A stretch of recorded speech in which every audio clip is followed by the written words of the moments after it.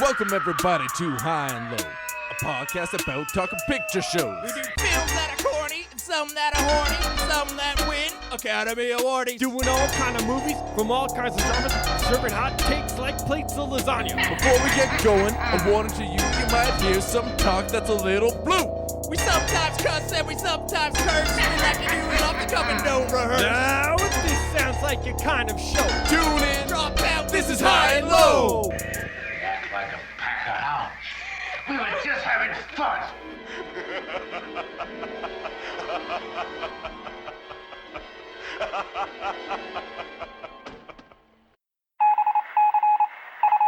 The scene can best be described as mayhem. The best advice is to stay inside your homes behind locked doors.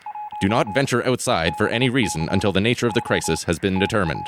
Several branches of government have indicated that the military may be mobilized at any moment to stop this podcast. At this hour, we repeat the facts as we know them. There is a localized epidemic of crass movie reviews being committed by the High and Low podcast. They choose a pair of movies based on an arbitrary theme and compare a high to a low. In the midst of their first annual House of Horror, they have chosen a pair of zombie movies. George A. Romero's 1978 classic, Dawn of the Dead, and Umberto Lenzi's 1980 cautionary tale of nuclear radiation, Nightmare City. We have some descriptions of the podcasters. Eyewitnesses say they are ordinary-looking people.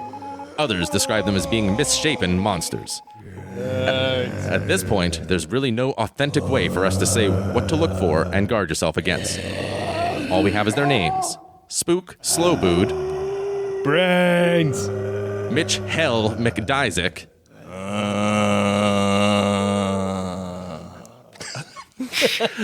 and Vonn Ghoul Ziola. He's like a slightly annoyed zombie. I got out of the grave for this. Gentlemen, we have no time to lose, so I want to get right into it. What type of zombies are you into, the fast movers or the slow movers? Gentlemen.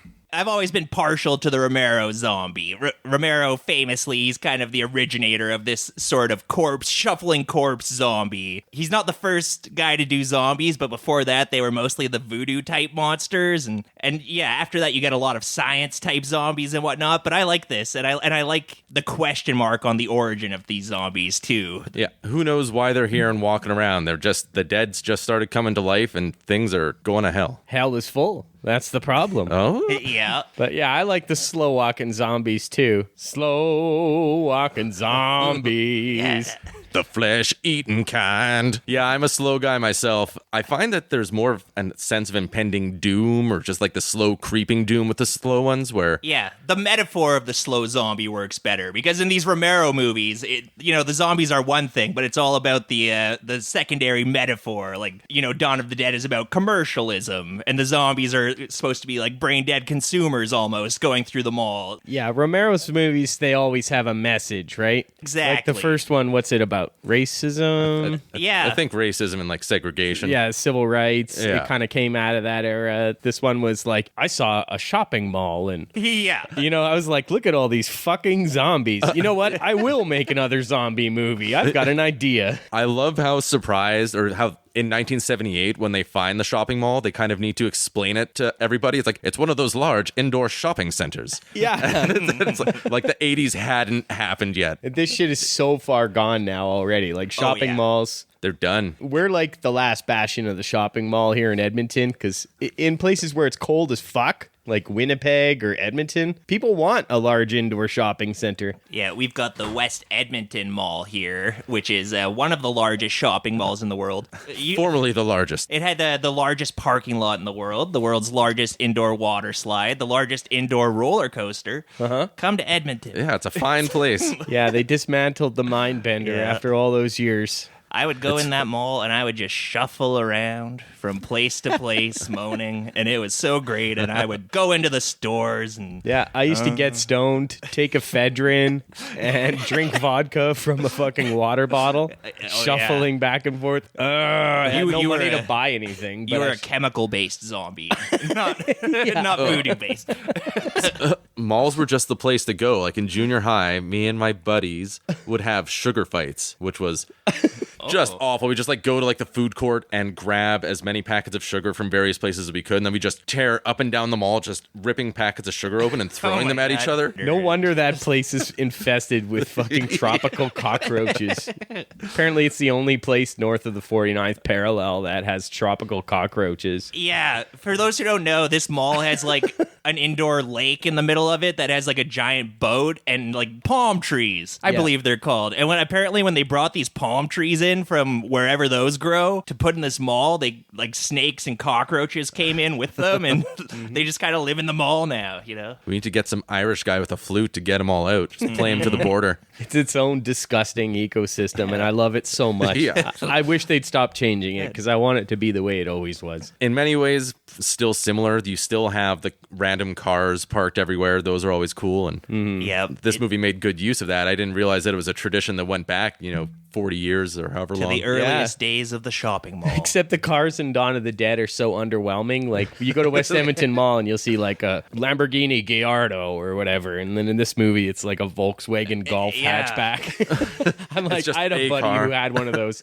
He had 500,000 miles clocked on that motherfucker. Well, Good guy. shit. Those cars go forever. They're bomb-proof. So what's up with those cars? Are they for sale? Can you enter to win They're them? contests. Those are always Are they all contests? contests? I'm pretty sure. Yeah. You pay like $100 to enter your name in, and I think part of it goes to charity or something. I guess if I got that car, I would just sell it. I'd drive it for like a week and then sell it. Well, if you get a Volkswagen, drive that car. I'm going to keep it. I'm telling you, that thing will go forever. It's going to be that's going to be my grandchildren's car. Yeah, yeah, exactly. It's pretty rare for me to go to a mall these days. A lot of the trends with the malls now are to have outward-facing stores, so you don't even really need... Like, if I go to Westmount, another mall in Edmonton, all the big stores are sort of on the outside. They have entrances, so you never really go into the bowels of that mall. They're on the outside looking in. Yeah, and you look at the stores on the inside, and it's like some old lady who has like a shoe repair shop. I was just thinking a shoe repair shop. Or Always. All these shops that like, how is this a thing? Yeah. How are you in business? We fix vacuums. It's like, who fixes a vacuum anymore? There's you always pay a tobacco $100 shop. for one, and you throw it out in a year. That's a disposable item now. number one stamp shop. Okay. Collectible coins. There's always those This place travel just- places where you can get suitcases, any type of suitcase you need. Right next to the one that just has Elvis memorabilia and those precious moments pictures with like the kids with the big eyes. Yeah, it's sandwiched in between the Elvis memorabilia and the shop that exclusively sells wolf shirts. Yeah. Just wolves howling at moons. Yeah. Packs of wolves. Wolves on mountains.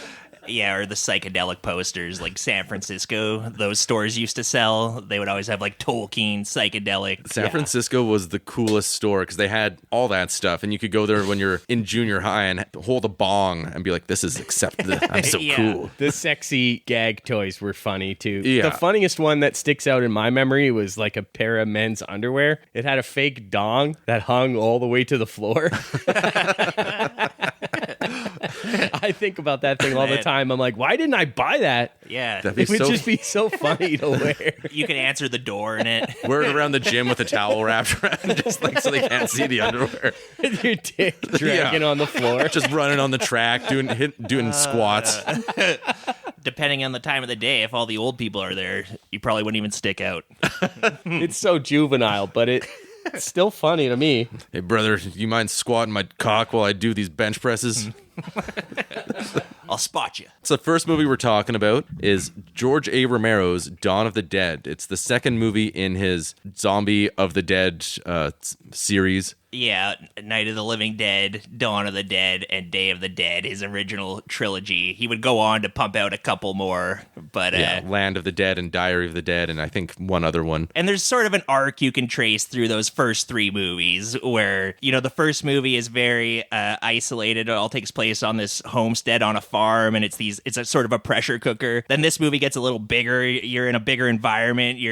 But it's a lot of fun because at the end of the day, it's basically put George Romero and Tom Savini in a shopping mall with zero supervision and see what they come up with. It's actually amazing how much they were able to expand the world, and it's pretty much all takes place inside a mall. Yeah. But with that opening 10 or 15 minutes, you get to see everything, all of society collapsing, and then you get to see what happens a few months later, and it's a really economic way to tell the story. Yeah, those impressive. Opening scenes are a great kind of microcosm of what would be happening societally as the world collapsed. And then for Day of the Dead, in the third movie, he kind of takes it back to where Night of the Living Dead was, and it's more of a pressure cooker, a very tense. Groups of opposing people are trapped in this army bunker, and they have to kind of live together. And, you know, there's the soldiers who have the guns, and there's sort of a little microcosm of a dictatorship happening here, and it's a different kind of tension. It's pretty cool to take a snapshot of society and distill it down to a scenario. George A. Romero was really good at that. What's your experience with this movie? Y'all seen it before? This was my first time actually seeing the whole thing. Oh, shit. But it's one of those movies that's so culturally huge. Like, I've seen every scene from it by osmosis, or like I knew all the plot beats. It felt like it's probably iconic. It's the zombie movie. If you had to boil the entire genre and I've seen down. the Snyder remake, which is different, but it's not bad. It's got some similar beats. It's okay. It's one of his better movies, if not his best, probably. Probably his best movie, yeah. The best parts about the Snyder movie are some of the best parts of this movie, too, which is just the fun of being in a shopping mall and going from store to store. This one didn't have Richard Cheese, though, and that's too bad. No, yeah, there's a good soundtrack in the Snyder one, You fucker, too. get up. Come on, get down with the sickness. You stupid, sadistic fucking whore. Come on, get down with the sickness. Open up your Snyder's hate, needle let drops are it flow into insane. me. Overall, it's a weaker movie, I think. But Dawn of the Dead, the 1974 one, that's like a yearly watch for me. Like, I did rewatch Snyder's 2004 Dawn of the Dead last year, and I really liked that movie when it came out. I watched that before I saw the George Romero one, but it did not impress me as much. No, There's still a lot of fun, but it has a good cast. It has some good stuff. I watched the opening. Snyder's opening scenes are always good in his movies. yeah, I was watching it last night, and there was this one bit that it always cracked me up whenever I watched it, like when it came out. The very beginning, there's a little zombie girl. She just like does this kind of ninja. She just jumps up, and it's a really... That sticks out like a sore thumb. That's weird. It's almost like she's on wires. She goes from lying prone on the floor to like an upright, almost surfer position. It's I don't know if it's supposed to be spooky. awkward. I've always just found it hilarious. That scene is shown in The 40-Year-Old Virgin, a movie I watched more recently in a hotel room. I was like, oh, nice, 40-Year-Old Virgins. era appropriate. Hell yeah. But yeah, the black guy who works at the electronics store is watching that, and he's going, "Oh shit, do you see that?" And he's like talking to a customer. Damn, that dude got fucked. Oh! He's just like screaming at the TV. And the 2004 Dawn does have the 28 Days Later style, almost raging, fast-paced. Fast Zombies came in and changed the game. Yeah, they're and going to parkour their way to you. Have we come back from Fast Zombies, or has it just been Fast Zombies since? It's almost like a genre that's hibernating now a little bit after Walking Dead. I guess Walking Dead had slow zombies. It had slow zombies, Yeah. and that was the big... I think that came out, and everybody got exhausted with zombies. Yeah. It had enough of the after, zombies after like 11 seasons. They had a good run. They were like the final word on zombies, maybe. Good run, is it? They had a run. I mean, I think I fell off after like halfway through the show. Coral! That show is exhausting just to even think about. We can't talk about The Walking Dead, Coral! I don't want to watch them actually rebuild society for like in real time. After John Bernthal left the show, I wasn't interested. And that was pretty early. Yeah. Yeah, like season one. Yeah. I think that was like the finale of season one. Yeah. I read, the first huge chunk, like the first 10 volumes of the graphic novels or the trade paperbacks. Good. Yeah, Robert Kirkland's a good writer. Yeah. Well, that's the thing with books and with graphic novels is you can be a little bit more digressive and you can have a shit ton of themes and just kind of have shit tons of characters and you're taking your time telling a story. And The Walking With Dead. TV, you can only do that to such an extent. They did a good job with it though. Like it's different than the comics, right? It's its own story, the TV show. And Robert Kirkland was involved with it, I think. Like he guided the TV show as well. And it's in a lot of ways it's a love letter to the Romero zombies. Let me guide you. I love you, Romero zombies. Yeah. Romero zombies. I saw a green field today. Doc says he's gonna help me write better letters.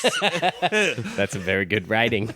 Romero Zombies, your faces are so blue. Blue like the sky that I see when I look up in the sky to look at the clouds. But the clouds aren't blue. The sky is. When I see your flesh peeling off your face, I think of a delicious fried chicken drumstick. I want to eat 32 of them. But yeah, Dawn of the Dead, pretty well the Cadillac of zombie movies. I'm more of a Night of the Living Dead guy, personally. They're both excellent. I always prefer this one. I just like the step up it gets all around. Bigger budget, more money for effects, more money for sets, more all that stuff. It's hundreds of extras. It's the amount of extras they have in this movie is insane. This is Tom Savini's, like, I see he's done a couple movies before this, but this was really his breakout. Before he did Friday the 13th, Maniac, The Prowler, which he cites as like his best work ever, some of the gnarliest kills ever in an 80s slasher in that movie. Creepshow, like the guy's a legend. He's in this movie and he is a huge part of it. The guy's the fucking man. And he's like a renaissance man of that kind of stuff. Like he's in this movie. He's like a stuntman, makeup artist guy. Like if a zombie gets hit by a car in Dawn of the Dead, it was probably Tom Savini with a wig on. Yeah, It was him and some other guy who was the stunt guy. And yeah, he's the guy getting thrown off the upper level of the mall onto like whatever boxes below. He's the guy who was game for all that stuff. And yeah, a legendary effects artist, a director in his own right. He would go on to direct the 1990s Night of the Living Dead. Oh, yeah? Yeah. I've never seen that one. It's good. It's a retelling. The original's better, I think, but He was a combat photographer in Vietnam. yeah, that informed his makeup ideas. Or that's why he was never fully satisfied, I think, with the effects in this. it needs to be more real. Like the blood in this almost has that cartoony look of it's like a bright red. Yeah. It's not a real blood. It's not like an arterial spurt you would see in a car accident or something. But but that was You all would see. Yeah, when you really get in there. We know what Mitch you have planned this Man, weekend. This is an accident chaser. Man, the paramedics are asking you to back away, but you're like, I gotta get in there. I want to see. You don't see that every day. Nightcrawler. Get out of the way.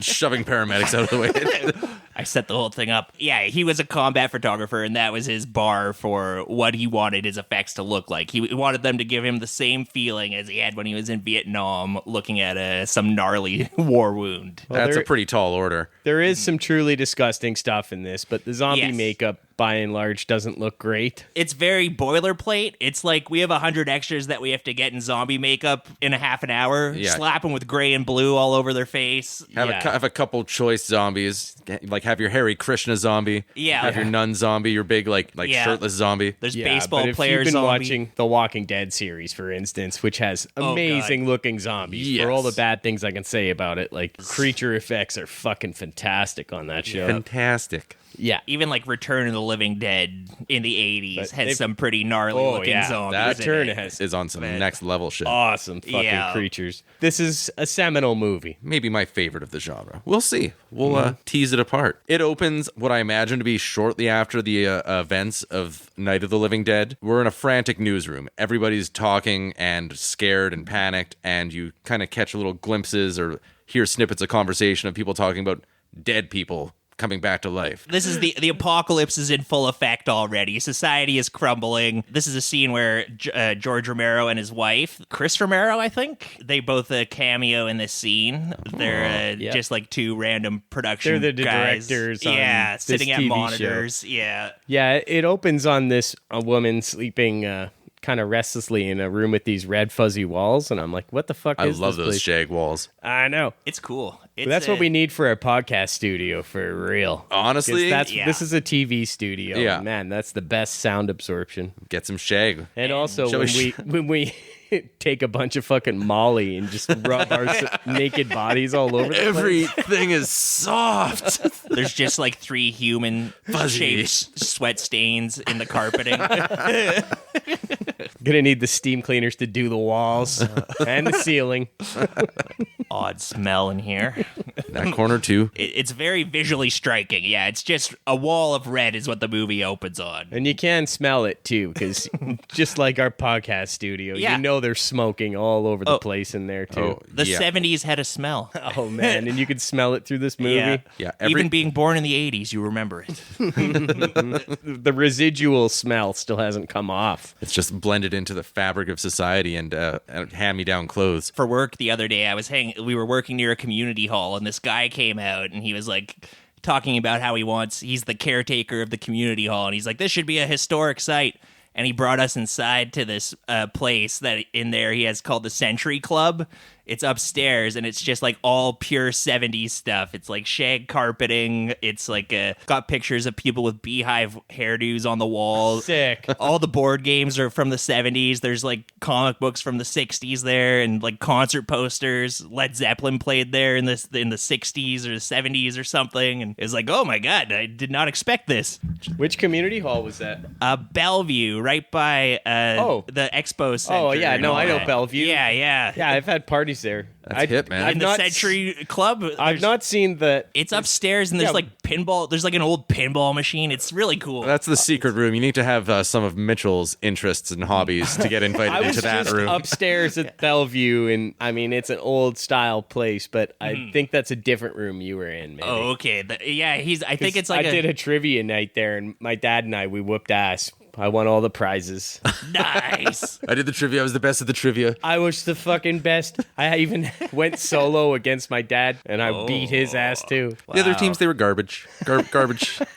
Like that's the day. The game they brought, I don't know how they managed to get out of the driveway. The funny thing was, it was a bunch of old people, and they all are people that have lived in that neighborhood for 60 plus years. And we're like, oh, we're so fucked. And the questions were like, what avenue are we on? And we're like, we got this. Who is the prime minister? Somehow people couldn't get it right. Were the other contestants, were they drooling, or did they seem to be all there when because that could play a factor. Well, I shot a few in the chest and the arm, and it didn't seem to faze them at all. They just started moaning. You have to destroy the brain. The cerebral cortex. People aren't willing to accept your solutions, Doctor, and I don't blame them. Every dead body that is not exterminated becomes one of them. It gets up and it kills. The people it kills get up and kill. Do you really believe the dead are coming back to life and attacking people? Well, I'm not so sure what to believe. Yeah. And yeah, This so guy's- people are arguing, and this talk show host is like, get that fucking idiot off the air. It's the beginning of the end, but it's also basically the end of the end. That's how quick this zombie apocalypse happens, where they don't even know really what's going on yet, and it's already basically too late. It just grows exponentially, and it snowballed already. The non-skeptic guy, I don't know what you would call that. That scientist guy? Yeah. I love that. So he's like, he just says like- the president has called martial law in Philadelphia and all other major cities. I think this movie's set in Pittsburgh. Sure. That's where Romero's from. That's where he Maybe films Philly. a lot of zombie movies, I think. Yeah. And so, yeah, they're saying that bodies need to be exterminated by destroying the brain. and they eat people. They need it for food. They need it for sustenance. That's their only motivation is Zombies, eating people. folks. Have you heard of them? Yeah, no. They This don't is say new. zombie in Not this a movie, once. I don't think. These exposition scenes of just news broadcasts and stuff fill you in on everything you need to know, basically. They're entertaining. That exposition is fucking some of the best parts of this movie. And Yeah. They have the best actors doing it. Sometimes you'll just have the main characters of the movie sitting down and watching TV and watching a really dramatic acting scene unfold. Yeah, or listening to the radio and like, man, you could do this as like a radio play. Yeah, everybody's Welles. frantic and at the loosest end possible. Everything that's going on, people are worried. They're And kind tired. Of, yeah, A tired. lot of them have been losing awake. Control. Like you could tell everybody in the studio. I'm pretty sure when you meet the main girl for the first time, she's just like falling asleep, and you can tell she's been up for probably 72 hours just trying to run this news studio. And we learned before long that she's pregnant in her first trimester, I guess. She's like 3-4 months in, they said so. And so the news studio needs to keep going, but they're talking about how they're going to shut it down, or basically they're going to be relieved soon. Fran, that's the main girl, played by Galen Ross. Yeah, her boyfriend, Steven, comes up. I got a plan to get out of here. I got the chopper. We're going to leave at 9 o'clock tonight. Meet me on the roof. Yeah, he's the traffic reporter, so he knows how to fly the helicopter. He's basically throwing in the towel. He's like, society is crumbling. We're getting on a helicopter. We're going. I know a guy. He's a SWAT guy, a special forces guy. He's going to join us, and we're just going to fly the hell out of here as far as we can, as far as our gas will take us. And I love this. The cameraman is right there and overhearing the whole thing. He's like, well, you should do it. You should go on, get Yeah. out of here. They're not going to need us anyways. Like, yeah, he's like, we're going off the air in an hour. Our responsibility is over. yeah. Yeah, he's kind of like, Do you guys think maybe there's a spot for me? No? Okay. Yeah, okay. no, cool. Anyways, that's cool. I love you, Fran. Fran, I love you. He's a sad bastard. Yeah, I guess I'm going to go get eaten. As they're flying the coop to an abandoned society, they'll run into like other cops who have another movie is happening over there where there's these cops that are taking a boat to get out of town. Everybody's got their own little go plan. I don't know if you guys have a go plan. Oh, I've got a good one. I've got a stay plan. I stay put. I barricade the doors. Die. Then I shall die as one of them. My goal plan is to use as many shotgun shells as I have, but save one. Yeah. Yeah, that's about the size. I got a slug. That'll do the job. Yeah, pretty much. Man, I have to admit, though, when I first started watching zombie movies in, like, junior high, I was like, man, that would be so cool. A zombie apocalypse. I would board up the windows. I would go over to the store and take several cartons of cigarettes, and I would barricade, go to the liquor store. Instant noodles. Just think of the riches. I'd have 4 bags of Doritos. Like, you're thinking God. so small. I need to when you're, like, a remortgage my teenager. house for 4 bags of Doritos right now. Well, you always hear about how like New York had that power blackout in the 70s, and that was like the birth of hip hop because people were able to get their hands on turntables from electronic stores and stuff like that. So And just cool. like maybe I could birth a new music genre. And that's always been your greatest ambition. I give you Mitch Hop. Man, I've heard your farts. You birth new music genres all the time. A skibbit, a bibbit. Life forms are brought into existence and they go extinct before our very eyes. Such is life. That is the It's nature. like the of Hadron humanity. Collider. It creates dark matter in just such an instant that little it's known there and it's fact. gone. If Mitchell farts and turns off the light, you can see arcs and Man. sparks. It's like the philosophical discussions they get into in Nightmare City, where it's like, this is the nature of humanity. It's cyclical. When Mitchell farts, it comes back. It'll come back again. Not to get too philosophical. Let's keep it light. Let's keep it easy and breezy. So cut to the projects. There's somebody named Martinez who has a bunch of people holed up in this housing project. He's a Puerto Rican guy. He's got a greasy little Puerto Rican ass. That's all we know about him, really. And he's definitely not a white guy wearing brown makeup No. They would never do that. and a fake mustache. I don't know. If we ever know exactly why the SWAT team is here to raid this housing project? But Well, here's why. It's because they're not giving up their dead. You know, it's a project that's mostly African American, they say, and Puerto Ricans. They are keeping their dead in the cellar, and that's against what the martial law is. So SWAT team, cops, they're more than happy to go and fuck up step in. some immigrants. And but Got it's this one guy who's just frothing at the mouth. yeah, so him in particular. Wooly is his name. His name's Wooly? I didn't catch that. He's the racist cop. Come on, Martinez. Show your greasy little Puerto Rican ass so I can blow it right off. Blow all their asses off. Low-life bastards. He's been waiting for an excuse. How the hell come we stick these low-life bastards in these big-ass fancy hotels anyway? Shit, man. This is better than I got. The nastiest housing project since Cabrini Green. You ain't gonna talk him out of there. You gotta blow him out. He's a little trigger happy. Well, he's been waiting his entire life for this opportunity to blow away a bunch of minorities. Yeah, with total impunity, pretty much. Yeah. It's an This is why I joined the force. movie. Yeah, totally. Because none of the other cops, even one of our supposed heroes, doesn't instantly frag this guy the way he's fucking talking. Well, it's interesting amongst the cops because it's the end of the world. They're all at different stages of having realized it. There's some people who are realizing it in real time. Like when they see zombies for the first time, there's one cop who just pulls out a gun and blows his own brains out. Like he's like, I did not sign up for this. And then there's like, our two main cops, Peter and Roger. They're a little more cool-headed. They realize the situation. They realize society's crumbling. They're not going to be cops much longer. They're looking for their out. And then there's like people just losing their minds totally, like this Wooly guy just going off the reservation and just like, I'm blowing people away now. He's just all of that resentment he has for blacks and Puerto Ricans is right at the surface, and he just looking for a chance to fucking murder them all. And that's Romero. That's the first taste of major social commentary we get in this movie. It's not subtle. He's fucking beating you over the head with a hammer with this. So yeah, the residents come out shooting. It turns into a super violent shootout. Like there's squibs going off everywhere. People are getting their heads blown off, getting holes blown in their chest. One guy, is it Roger? He's one of the heroes of the movie. Yeah.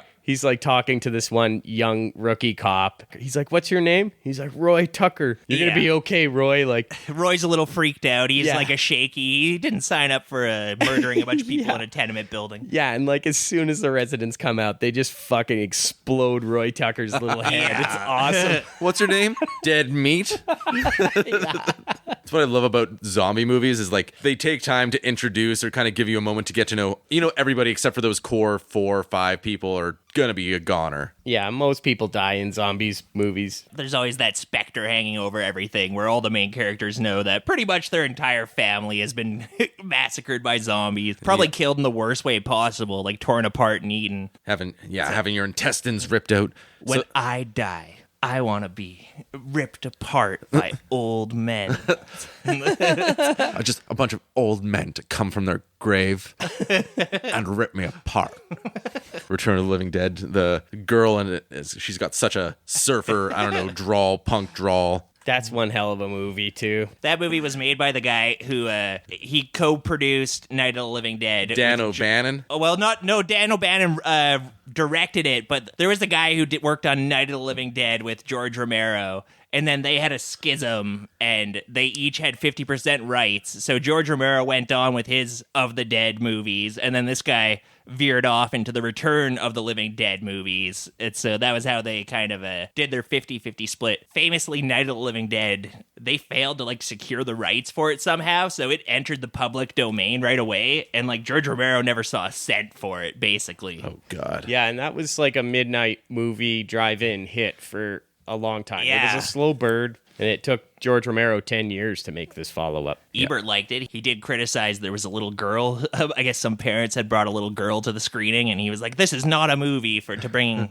young children to. So the cops bust in. Wooly is going ham, the racist cop. He's just massacring people. Blowing people's heads away and left and right. Finally, this one cop who's head and shoulders taller than all the others, he frags fucking Wooly. He shoots him. Somebody's got to do it because this guy's out of control. Yeah, it took way too fucking long. Yeah, he shot 4 or 5 people before they put him down. You hear his booming voice. He's like, nobody saw shit or something like that. Yeah. And everyone's like, yes, sir. Fair enough. Yeah. He just kind of casually does a mic drop. Yeah, he just strolls away through the crowd and it kind of parts amongst him and he just goes downstairs. Then they enter an apartment where a dead guy is on the floor and he rises up off the floor. This other baby-faced rookie, he hesitates and he gets attacked. Yeah, there's just a lot of close quarters violence happening in this. It's very claustrophobic. They're in these stairwells and there's a bunch of fucking SWAT guys and they're just getting attacked from all directions. Yeah, the zombies just pop out of any little freezer or pantry or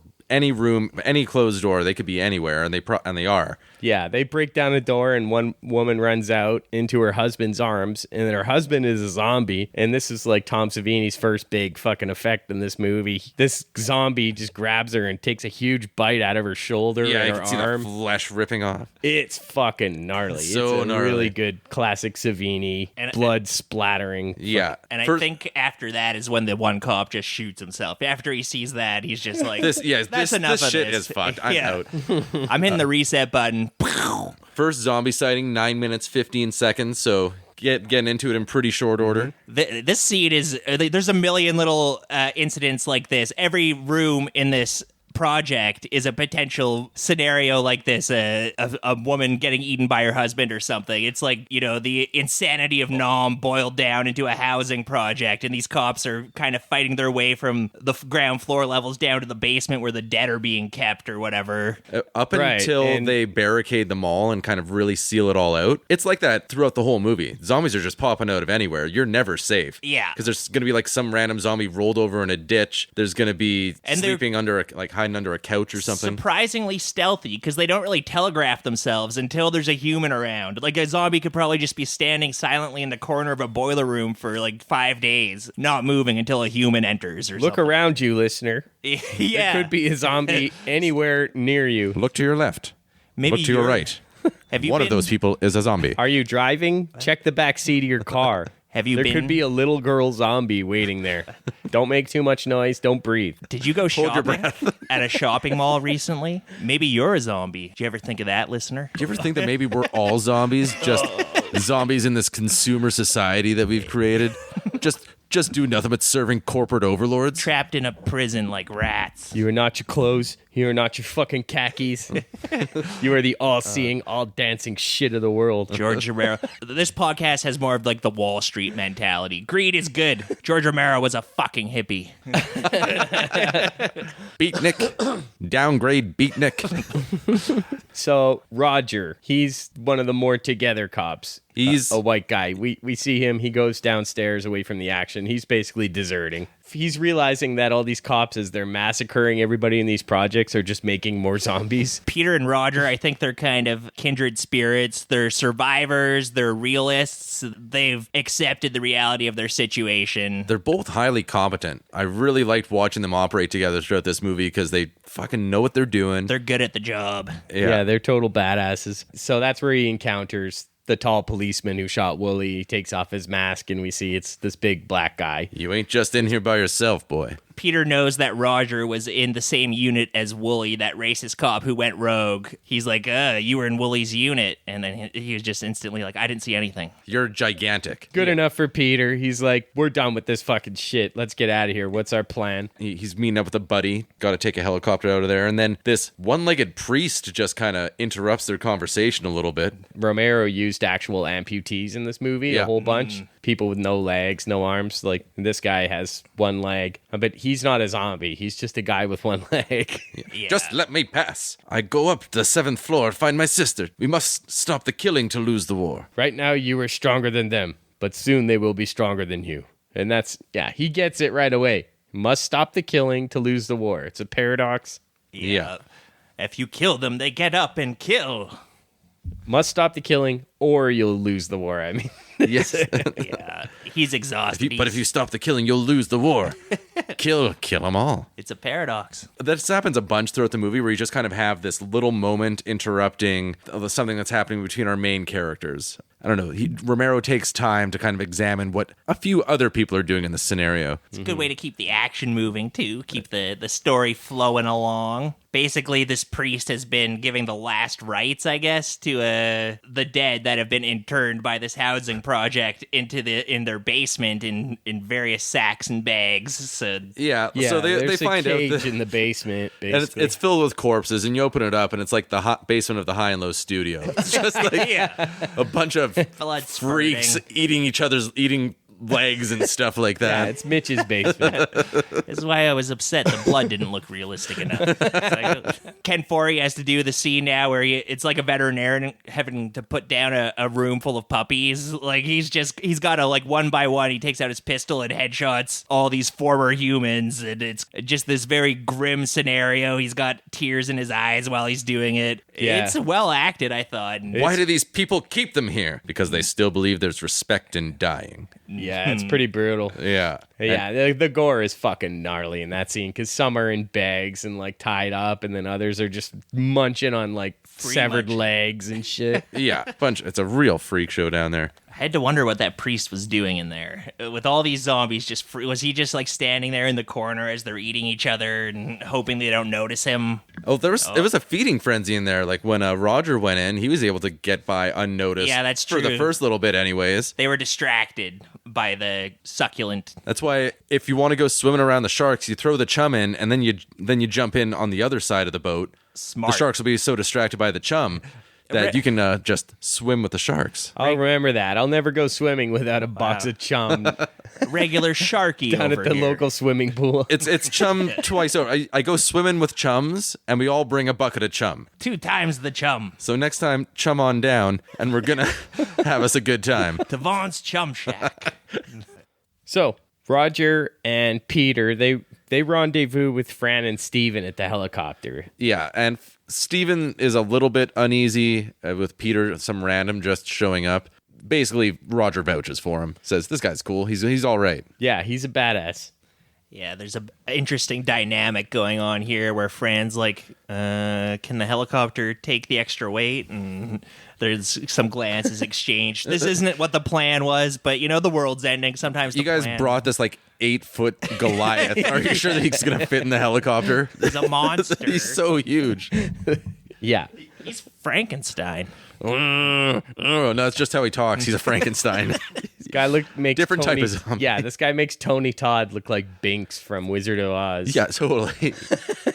And it's so great because Roger he's quite a short little guy, and I don't know, I like watching those two work together. Yeah, good dynamic. He's got great intuition, though, and a good read on people, and he kind of sizes Fran up and Flyboy up pretty quick there in short order. And Yeah. But this is George Romero carrying on his tradition of having a black male protagonist. Really, really groundbreaking at the time with Night of the Living Yeah. Dead. And Peter is the most competent. He is a natural leader. He takes control of a room, and everybody just respects him.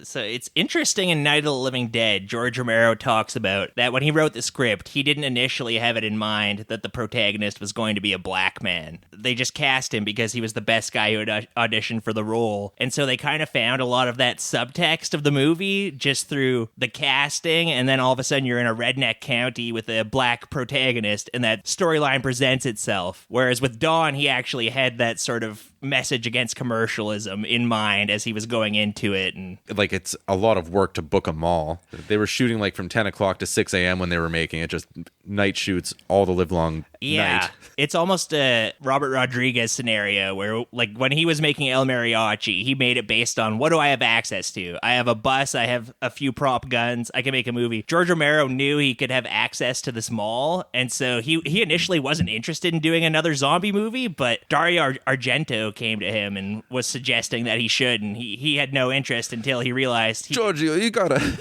make a zombie movie. You gotta make a zombie movie. You gotta make a zombie movie. Yeah, I guess Night must have been big over there, and they're like, we want to make another zombie movie. Right, George. yeah, we didn't even mention that Dario Argento's name is in the credits on this fucking thing. Yeah. He's a producer, co-produced, right? Yeah. and He's involved in the music as well. yeah. With Goblin. Yeah, there was the whole frequent thing. Argento collaborators, Goblin. That's why this movie has a fucking sweet soundtrack. Yeah. This absolutely. It was basically commissioned by Argento, I think, where he was like, Romero, go make a zombie movie. We're gonna release it simultaneously in Italy. I'm gonna have the the first cut rights for Italy. You can do whatever you want for the American release. I'm gonna record Goblin. If you want to use them, you can. So for like the Italian Dawn of the Dead, it's all Goblin. For the theatrical cut, it's like Goblin mixed with some other stuff that Romero came up with too. But like the Goblin's super distinct. Have you seen the Italian cut? I don't think I have. No, I don't think I have. I'd be interested to see. It said U.S. theatrical cut. No, There's like a dozen cuts of this movie. There's like a cut for every country. They all cut for every country. cut for every And country. food on every table. Elect And me you get a president. cut, and you get a cut. We all get Dawn of the Dead cuts. You know, it was Argentina, Uruguay, Kenya, Mozambique. it's an exploitation movie. One of the In the better Alabama knowns. cut, the black guy is cut out of the film. Yeah. It's just like It's 30 edit minutes a long. cardboard box over him in every frame. it's the rednecks at the end are the heroes in that movie. Add in a couple scenes. It's like, why does Peter always wear that box? Well, Peter likes to wear that box. And then that just explains everything. Now that like the whole group's together, Peter, Fran, Roger, they're gonna escape on their helicopter. There's another cop there. There's a little funny moment I love where this. the cop asks if anyone's got a cigarette, and everyone in the core group's like, "No, I don't smoke." And then as Oh they, yeah, this was the guy who really wanted to Yeah. get away on the helicopter. Where are you heading? Downriver. We've got an idea that maybe we can make it to an island. What island? Any island. yeah, He doesn't have a plan. everybody's flying the coop, but he has to bum a smoke, and they all say no. And then there's a fun little moment when they're flying away in the helicopter where they all just pull out smokes and light up. Yeah, And Ken Forey's just, like, immediately they're smiling. just fucking blasting smokes. Sometimes it's just like that. It's you know, the end like, of the world, It's the end of the man. world. You have a pack left, half a pack left. If apparently Fran isn't aware that you shouldn't smoke when you're pregnant. She's smoking. She's drinking here and there. nonstop. Back then, it was a treatment for asthma. Make your baby tough. The doctor prescribed it while he was smoking. Yeah. We haven't invented sunscreen yet, so you need pre-leathery babies to withstand the UV rays. Why does my baby look like Tom Savini? Why does my baby smell like my grandma's couch? He's a good-looking man with that goatee. Why does my baby have a Sex Van machine. Dyke? If anybody's not familiar with the name Tom Savini, you may remember him as Sex Machine in From Dusk Till Yeah. Dawn. Yeah. Where he had a cod piece that would fold up with a little derringer would pop out. He had a Derringer cock. Yeah, and you could shoot it at guys. I know he's appeared in a number of Rodriguez's movies. He's always game. He's having a good time, and you know that whenever he's there, it's gonna be fun. Maybe he's gonna get ripped apart. Maybe he's gonna. Maybe he'll call someone the N-word. Mm-hmm. We're having fun here, folks. This one he calls him like Brown Man or something like that. Chocolate Man. Chocolate man. I see you, Chocolate Man. That's like, who says chocolate? I had to rewind it a couple times. Like, yeah, it is chocolate. Isn't that See what Borat? Borat? Yeah, I know. That's what I was thinking. I sat down with a real life chocolate face, no makeup. Chocolate Man to me sounds awesome. Like, what holiday does the Chocolate Man come to your house? Chocolate man. I wish I was a chocolate man. Now we get a bunch of chopper shots over the countryside as they're flying out of the city. You can see the people in the rural areas are doing a little bit better. They're all kind of gathered together. They're hanging out, drinking beer. Everybody's got guns. They're just picking off zombies at a distance. There's like a little military outpost, and they're like, it looked like they were giving them food and stuff and they're like making that. sure nobody's coming in from the cities or coming out from the cities. You They've know, got we don't take roadblocks. kindly to city slickers. Yeah. Yeah, it's basically the end of Night of the Living Dead. That movie ends with the sort of the redneck packs going through the countryside, clearing out zombies. Yeah. That's what's happening here. There's like roving gangs. And it's an organized hunt. It's a grand old time. They're going on a hunt. And It's they're like drinking deer just as season. much as they would, as you do when you go hunting. They're Yeah. just chugging buds and The army's there too. Playing country music. It looks okay. It looks like an okay time. this movie. I like It'd be better if they seasoned their food, but pork lard seasoning. The music, when it goes to the country music, it's fun. All of a sudden, it just turns into like an episode of Hee Haw where everybody's just blowing away zombies, and it's a real tonal shift from everything we've had to this point. They're having fun with the apocalypse. It's not all doom and gloom. You gotta laugh. You gotta gotta get smile. down with the sickness. You mother get up. Yeah, after watching that movie, I downloaded off whatever Napster or LimeWire all the Richard Cheese albums. They're all great. Dude, I was a huge Dick Cheesehead, man. Oh man. Wait, isn't that a fan of the Green Bay Packers? Cheesehead. I don't know if I could listen to that. Too irony soaked for me. I don't know if I could go back, but he's got some early pretty aughts. good instrumentations. Like Hot for Teacher has an amazing piano intro where it's the Eddie Van Halen part, but played on piano. I'll have to some hear like good that. bossa nova, some like The original has some of the best Van Halen instrumentation that there is. yeah, but now you get to hear a lounge version. So now the helicopter, they land at the gas station. Yeah, and I don't know if you can just put regular unleaded gas Probably- into a helicopter. Probably better than in Better than nothing. nothing. I imagine it's a pretty similar engine to a car. You got to trust Flyboy, Vaughn. He knows where to take him down. It's about the only thing I trust Flyboy with. So far, this guy hasn't really won me over yet. He sucks. At a certain point, they're flying, and he falls asleep at the controls. And I don't know if that's dangerous. I don't fly a helicopter, but the helicopter seems to mostly fly itself once you get it at the level you want. Yeah, no, I had a friend that did that a bunch, and he said it was fine. What was his name again? Kobe Bryant? Yeah. Nothing bad ever happened to him. Yeah, Stevie Ray Vaughan, too. Who did the Sweet Home Alabama? Those Leonard guys. Skinner. Half a Leonard Skinner. I think they went down in a plane. Yeah. But they were still sleeping involved. Plenty of famous people who have died in some sort of aeronautic incident, but parsing the helicopters from the planes, that takes a minute. So yeah, they're gassing up. They're at the gas station. They all kind of just go and explore a little bit. Yeah, they're Go like, check for everybody food and split supplies. up. Yeah.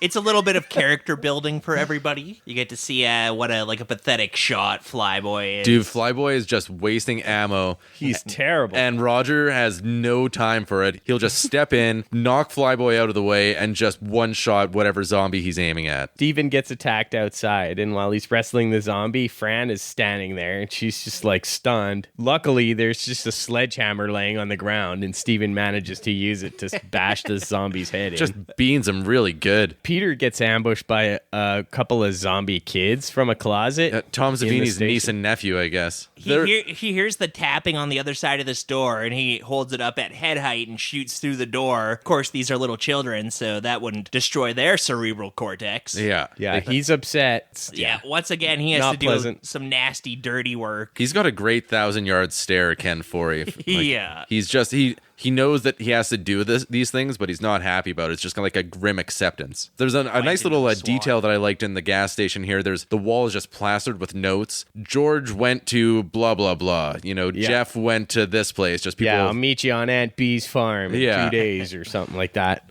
So, Steven's a shitty shot. So Peter, he gives Steven shit because, like, Steven had Peter in his sights and was going to take a shot at him. A zombie's going into the doorway of the gas station, and Peter is standing behind the zombie, and Steven doesn't even see it at all. And so he's shooting at the zombie, and Ken Foree has to do a dive out of the way to avoid his bullets. Yeah, he doesn't take it too kindly to that, and he's going to teach Steven a lesson and go out there and point the gun right in his face and say, like, doesn't feel too nice, does it? You never aim a gun at anyone, mister. And he points his gun at him. Scary, isn't it? Steven Flyboy, he's gassing up the helicopter, and a zombie with a suspiciously high head wanders into the scene from off screen. What is up with this zombie's high forehead? He looks like the Frankenstein, Boris Karloff. Yeah, he's got like a cereal box on his head, pretty much. Paper mache cereal box on it. Yeah, and then he goes and climbs up on some crates to get really nice and high. Gee, I hope nothing happens to him with this helicopter. Yeah, the blades. They've left the helicopter running as they gas up, so the blades just cut the skull cap off the zombie. It's a cool effect. It's a great effect. Yeah, the it looks top awesome. of the head goes flying and just blood just starts pouring out of the wound. Very much telegraphed from a mile away by the weird-looking zombie, though. They finally get back in the chopper. Peter's still giving Steven shit. He's like, it wasn't one of those things that nearly blew my head away. Yeah, he's got a right to be pissed off. Yeah, and Steven's like, what are we doing here? Like, we're just going to go around stealing and shit? Wake up, sucker. We're thieves and we're bad guys. We've got to find our own way. They've gone rogue. They're off the reservation. And it's always the case in these zombie movies that the humans are, the real danger. Yeah, you know what? Have you ever thought about how we're the real monsters? We old monstro, however they say it in Italian. Have you ever thought about how we're the ones who knock? I set up a dozen zombies to be blown up, and you think that... Zombie comes in my house in a dream. He better wake up and apologize. You think this of me? I'm the one who eats brains.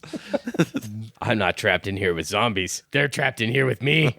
Did you guys ever hear the fan theory that Walter White's drugs from Breaking Bad were the cause of the zombie apocalypse in The Walking Dead? Because they're both AMC shows. And I guess... That's stupid. There's Easter eggs in The Walking Dead where you see like Heisenberg bag of drugs or something at some point. Walking Dead's set in Texas, right? It is. Not New Mexico. Apparently a shared universe with Breaking Bad because there's like either a newspaper that shows like a Heisenberg picture or something. You can keep it. Is Jesse in any of the posses in Walking Dead? And there's drugs going around on the streets right now, and people are like zombies in my neighborhood. For real, I'm sorry yeah. to say on a serious note, but they're bent over at the waist, and they're just staring at the ground. There's crowds of them, and they just stand there unmoving. I'll go and pick up my kid, and 15 minutes later, they'll be exactly in the same place, like a group of 12 people staring at their shoes, not moving. Yeah, it's straight out of a fucking Romero movie. It's crazy. Yeah. You guys remember that case in Florida? They attributed it to bath salts. I'm not sure what it ended up actually being. But with the guy like eating somebody's face on an actually interstate? ate somebody's face off. Yeah, that's one. I mean, the new stuff is trank. I don't know. The Dolphins probably just lost the game that day or something like that. Yeah. It's Florida. I mean, anything can happen. Yeah, anything goes. But yeah, the new stuff is trank. Remember that other one that people were talking about some years back? Crocodile? Oh yeah, where you like, turn into a crocodile? Yeah, it sounds rad. I want some of that. Grayscale. Let's do that. Yeah. Wasn't that like some weird like Russian shit that was made of like the remnants of an outhouse? Like you had to scrape shit off a wall and that huff sounds it like the or fakest news ever. Yeah. But I want some. All of crocodile comes from one outhouse. Well, I'm pretty sure even I want to turn into Reptile from Mortal Kombat. Give me some. like even the bath salts guy that ate the dude's face. I think they later did an autopsy and determined that no, he was just like severely schizophrenic. This guy's face was eaten by a badger. Yeah. There were no human that did this. This guy ate his own face. He's just looking for attention. They just have a badger there in handcuffs. All right, sir, you're free to go. This guy's face was eaten by Nicolas Cage. He was just studying for a role. I'm gonna eat his face off. Nicolas Cage should have played Hannibal Lecter. I would love to see that. It's too late now, but Well, you should see Long Legs. You look like a rube. ooh. Is it your birthday? Oh, I've got a nice dolly for you. I didn't bring my long legs. Well, that sounds delightful. So they're flying, and then they spot a mall, and they're all baffled by this. What the hell is it? Looks like a shopping center. One of those big indoor malls. Yeah, Tom Savini says in the commentary track that this is a line that gets laughs in screenings because everybody knows what a shopping mall is nowadays, but this was 1978. It actually became one of my favorite, like, almost subgenres of movie was horror movies set in a shopping mall. You've got your chopping malls, Night of the Comets, lots of 80s movies when the shopping mall was Scanners more has a established. prominent mall sequence. It opens in a mall. It's a fun Blues thing. Brothers. Dawn of the Dead did it first and possibly did it best. Chopping mall is a lot of fun. Fast Times at Ridgemont High, I don't know about you, but high school was a nightmare for me. I thought it was a horror movie. So, yeah, they land on the roof of the mall. There's zombies all over the parking lot. They snoop around and see there aren't many on the second floor. Well, we should be able to get in and out through the big department stores. They usually have 2 floors. And then they spot a service hatch at the top that they might be able to get into some sort of top floor corridor. Malls have these maintenance corridors and back rooms. If you've worked in a mall, you know there's like the box. Or if you've ever room. snuck around in a mall, like Yeah. to the corners where you're not supposed to go. I used to work in a mall, so I've explored all of those corners and corridors. One time, I was getting my iPhone repaired. It was some ad that I answered online. I just found it on Kijiji or something like that. It's like, come to West Edmonton Mall and like this place, and I go up and it's by the shooting range and like this other store. I'm looking around. It's like, where am I? It's like, go behind go to the door behind you. And it was like through this like service corridor, like up the stairs to this area, this like observatory area that I didn't even know existed. Like you wouldn't even think it was there. And it was just like some guy in like a dark office room. He's like, I'll take your phone and you'll have it back in like a week or however long. You're lucky. What? Yeah. It was fucking really weird. You could have ended up in Narnia. That's not all that happened. I know there's more to that story. You were like, how do I get out of here? And he was like, oh, Steel shutters slam shut behind me. that costs extra, boy. Don't worry, I'm kink friendly. Just ask my friends. Pans over to a closet full of corpses. They- bunch of dolls. They have little balls in their heads. Oh, you'll see. Fran is like, why are all these zombies coming here? And Peter's like, instinct, memory, what they used to do. This was an important place in their lives. He's just telling them all of the philosophy on, society and Yeah. all of his little asides there. This was a temple to consumerism. Yeah, but We're the bad guys. But Peter, for sure, We're is thieves. not immune to it. He's entirely there to live a life of luxury. Give him like a week or two and he's wearing a fur coat. No, he's there to take money and jewelry and guns and good food. It's an oasis. It's a land of riches. Everything you need is in that mall. So the first things they find upstairs is a bunch of cases of Spam. And Spam? You bring a can opener? No, I guess I didn't. Then don't knock it. It's got its own key. Yeah, they conveniently find a room that's like the perfect. It's like probably what Elon Musk's secret bunker looks like now. It's just filled with canned Just like an goods. 8x12 room filled with boxes of Spam. Dolls. Man, they're totally prepped for the apocalypse. I meant to practice my Elon Musk. Grimes, I need... Get me my Spam and crackers. Come along, Z Alpha X23917 12. I love you, my son. Which one are you again? I like Spam. So Peter and Roger go down for a hit and run raid. They find the utility room and they turn the power on for everything. Now they got the fountains fucking going, the ambient music. Yeah, they want to kind of mask any sounds they're going to be making while they go to the department store. Yeah, we get a little comic scene of zombies kind of shambling around to the music, falling in fountains, picking up pennies from them, and like going up and down the escalators and falling up and down them and shit. Tom Savini says that going to this mall is a bit of a disappointment for fans because the only thing that looks remotely similar is the J.C. Penney is still there. The rest of the mall has been totally renovated and J.C. changed. Penney can't keep them down. They can't be beat. J.C. Penney is the place to go to get clothes for the street. Man, that's good Mitch hop. Is that from a real commercial? No. Pay me, Penny. So Peter and Roger, they have what appears to be the janitor's key ring. Yeah, and they kind of mapped out where they want to go ahead of time, kind of pick the store they want to get to, the best way to do it. First best place to secure is the department store or a department store in the mall, the J.C. Penney. They're the ones that have the escalators that go from the top floor to the bottom floor, so they know that's their access point. Yeah, it gives them mobility. It gives them a large, safe zone to work out of and kind of plan. They got furniture, electronics, hardware. Yeah, so they decide... All your needs, J.C. Penney. Yeah, you know, it's your one-stop shop. J.C. Penney is the place. How'd that rap go? J.C. Penney's a great place if your kids need a new set of clothes. Or a knapsack. If they want to impress the other students. Maybe there's that cute girl that they have a crush on in their class. Need a new pair of pants. They ruined their pants. They came in them. So they're like, oh, wow, they shut the doors as they're getting swarmed. How do we get back? And Peter's like, who the hell cares? Let's go shopping first. There's a bunch of these fun scenes in the mall, but this is them like trying on coats and, hey, look what I got. Hey, I got this. Every fun thing in a department store. Yeah, it's the Bob fastest way Seger plays and they go sliding in their underwear. Take those old records off the shelf. Slide into frame. Everybody knows sliding is the fastest way to get around on flat ground. Man, he has a lot of fun sliding. The escalator, on the railing between the escalator, that was before they had like safety features on before you like escalators. can yourself in the nuts every 5 feet with those bars they put in escalators You now. go from the top to the bottom. It was great. Their move is eventually they go downstairs and draw as many zombies as they can to those doors. Yeah, they're banging So on that- the windows and like, hey, zombie! Yeah, kiss my ass. So that they could go upstairs and escape out those doors. And They went up would to the be bottom okay. and they showed that they were wearing a Nirvana shirt and they said that they love Pearl Jam and all the zombies got mad and started swarming the door. name 3 songs.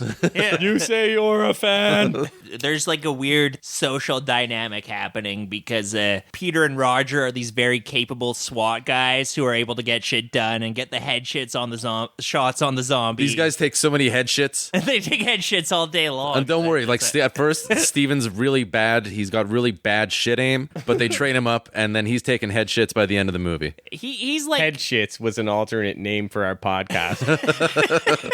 Coming at you live from the Head Shit Studio. head shits on. Shits. Like during this whole scene where they're clearing out the department store, Peter was having a nap upstairs. I think he was a very tired boy because he was flying the helicopter. Or for so long. Steven, he was sleeping, but he was sleeping while he was flying the helicopter. So this guy, he just needs his 40 winks. Maybe he has some kind of like melatonin disorder or something. That You know, it would have been nice of Peter and Roger to go and get some sort of melatonin from the pharmacy. that should have been their first stop. Yeah. Department stores got to have that. They gotta. But he wakes up while this is going on, and he wants to kind of insinuate himself into this scenario where Peter and Roger are doing like a heroic act and getting supplies, and he's like, I'm not a gatherer, I'm a hunter. He kind of wants to help them out. Steven's a tool, so he goes down to the boiler room or the mechanical room. Yeah. Immediately draws some zombies towards him, and he just starts firing off randomly, and you can just hear the bullets ricocheting everywhere because the guy's the worst shot in the world. He's shooting at nothing, and the fucking bullets just keep ricocheting everywhere. It's so dangerous. He's pretty shit.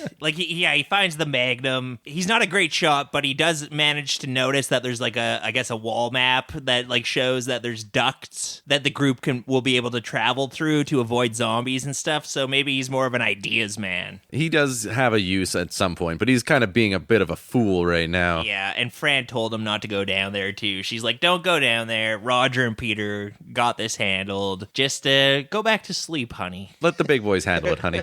Yeah, so he gets a close call with a zombie that jumps out and attacks him. He like drops his bullets after he's already emptied his fucking Yeah. revolver. And he doesn't know how to reload a gun, or he's all nervous and he can't reload a gun fast enough, so... Oh, it's agonizing. Yeah, watching him just waste bullets. Finally, Peter comes in and saves his ass. Just constantly getting emasculated. This fucking Yeah. It's like, good job, little buddy. You made enough noise that we knew you were in danger. So Yeah. I was able to save you. Pats him on the head. So they go running back into the J.C. Penney, and apparently the janitor was in there because he pops up. He's a fucking zombie. He So- jumps on Roger. Roger, it looks like he's gonna get it. The zombie's really close, and then he's gonna take a shot, but it's too close. He doesn't want to hit Roger, but then Roger finds a screwdriver on the janitor's belt and gives him a bam right in the side of the head, and nice little gore factor kill here. That's how you take care of janitors, people. Through the commentary on this, they're always lamenting the fact that they couldn't do this movie nowadays. A lot of the stuff stuff that they did was just kind of improvised. Apparently, this was an improvised kill. They were just like on the set that day, like, how can we kill a zombie in a kind of cool, different way? And Tom Savini was like, well, maybe we could jab a screwdriver in his ear like this. And they're like, oh, okay, yeah, let's do I it. did that to a kid in Vietnam. It Yeah. seemed to work pretty good. Here's something I saw in Da Nang.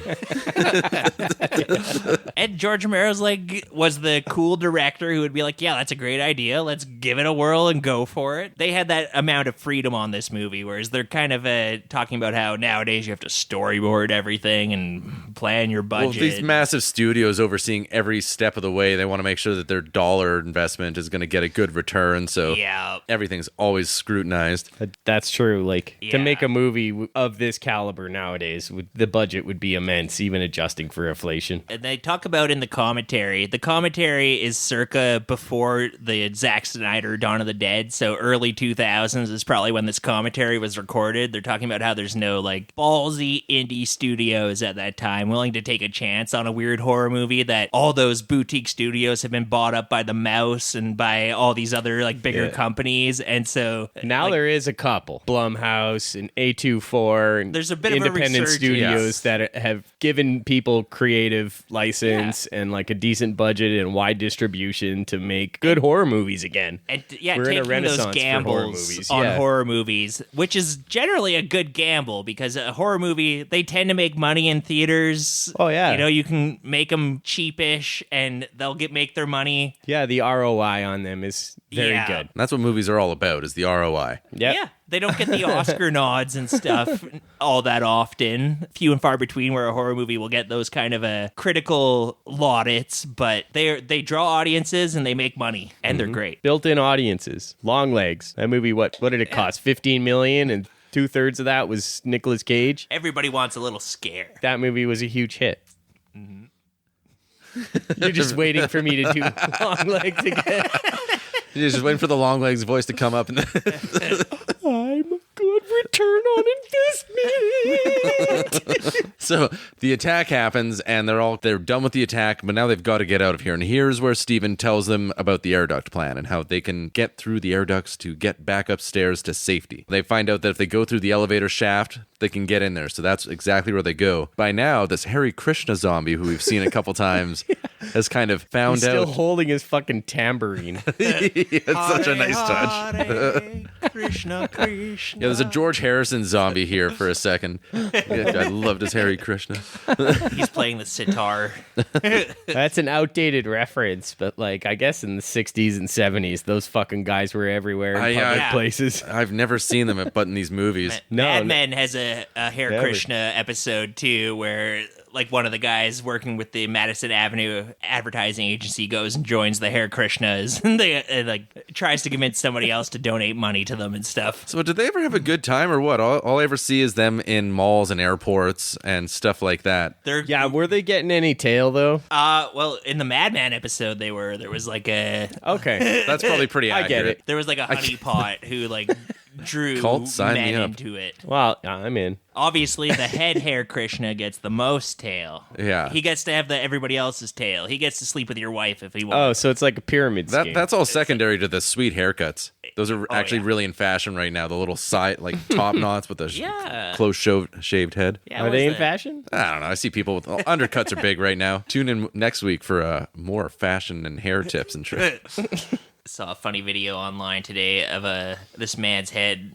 Something was going funny with it. It was all frizzy, and so he went to get a keratin treatment. I don't know if you guys have heard of this. He had the most ridiculous hair after. It looked like a bob. It looked, and it was one of those contagious laughter videos. His wife was filming it and just laughing at him for like 5 minutes. It was great. And his wife was Chewbacca mom. His wife was Tan Mom. Remember her? No. It was this woman who was in like the New York Post for a while because she liked to tan all the time, and she was so tan she was turning into like a leather handbag. Tan Mom. She would appear on Howard Stern and all kinds of things. Oh, jeez. I was playing a show in Red Deer once, and we didn't have a place to stay. This kind of like skeezy guy who was hanging out with us a lot of the time was like, "Yeah, I got a place. You can go crash at my old lady's place, pretty much." And like just this girl that he knew in town there. We go there. she's super cool, but she was like just plastered in this bronze skin, and you could just like tell a fake tan from a mile away. I go into the basement later on. She's got her own like tanning bed. She's got like an inflatable tent in there, and it's just like empty spray cans of spray on tan, or just like littering the basement floor. And she's Oh, gross. just like, she had her little place that she went. She's like, bronze. Yeah. It's like if you went in a binge eater's basement, that's where like the empty candy wrappers would be, you know? Yeah. It's her dark, shameful corner of the house. Yeah, or if you went to Mitch's basement and saw the pile of corpses. Yeah, but I'm proud of Yeah, that. instead of like the bloody handprints being smeared across the wall, there was like bronzed handprints smeared across the wall. Beautiful bronze. My basement is littered with cans and documents. Classified documents. So many documents, secrets. Everything in my house, solid gold, except the toilet seat has a bronze sheen. The toilets love me. I'm the best. So, after those guys are fawning over all of the consumer goods while Fran is getting fucked up by this Hare Krishna zombie. Yeah, she's been left gunless. Yeah, The and guys took alone all by the these guns. guys are just like, duh, look at those watches. They get back and save Fran. Hans and Franz. in the nick of time. They save Fran, yeah. And they're like, you should see all the great stuff we got, Franny. And she's understandably pretty fucking upset. Yeah, she's a little ticked at them. Typical woman. So moody. She doesn't know how to have fun in the post-apocalypse. She's like, I've got a baby in my belly. Yeah. Did they try grabbing her by the pussy? She's stuck up. If you want him to step in line, if you want Fran to step in line, She should be more like Laura Lou. You want Fromula? Peter. don't be such a fromula. So then they're having this argument. They think she's sleeping, and they're just tossing a bottle of Jack Daniels back and forth. Yeah. Peter's like, don't you want to abort it? Oh. Yeah, and all this shit. And she's getting more and more pissed as if she wasn't pissed already. Yeah, it's funny. Peter's like, did you think about aborting it? I know how. And I'm like, this guy's got a backstory that we're not learning about. Imagine how annoying that would be, being like the one girl in this post-apocalyptic boys club, and you're trapped in a shopping mall with like three guys. Granted, one of them is Steven. It's still three guys. Yeah, I forgot Steven was there, and that bums me out even more.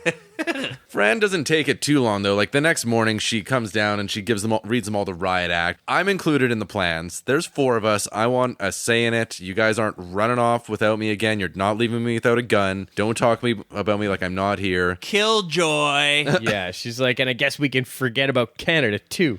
No one cares about my vote. It's not a bad idea. If you could take that helicopter up to like northern Manitoba or some shit, yeah. like you're fine. You're not going to see a zombie for days. I know way. just the place. My zombie ran away, and it took me 3 days to see him leave. Oh, God. I know a great isolated little mountain lake in the middle of Newfoundland. I bet you do.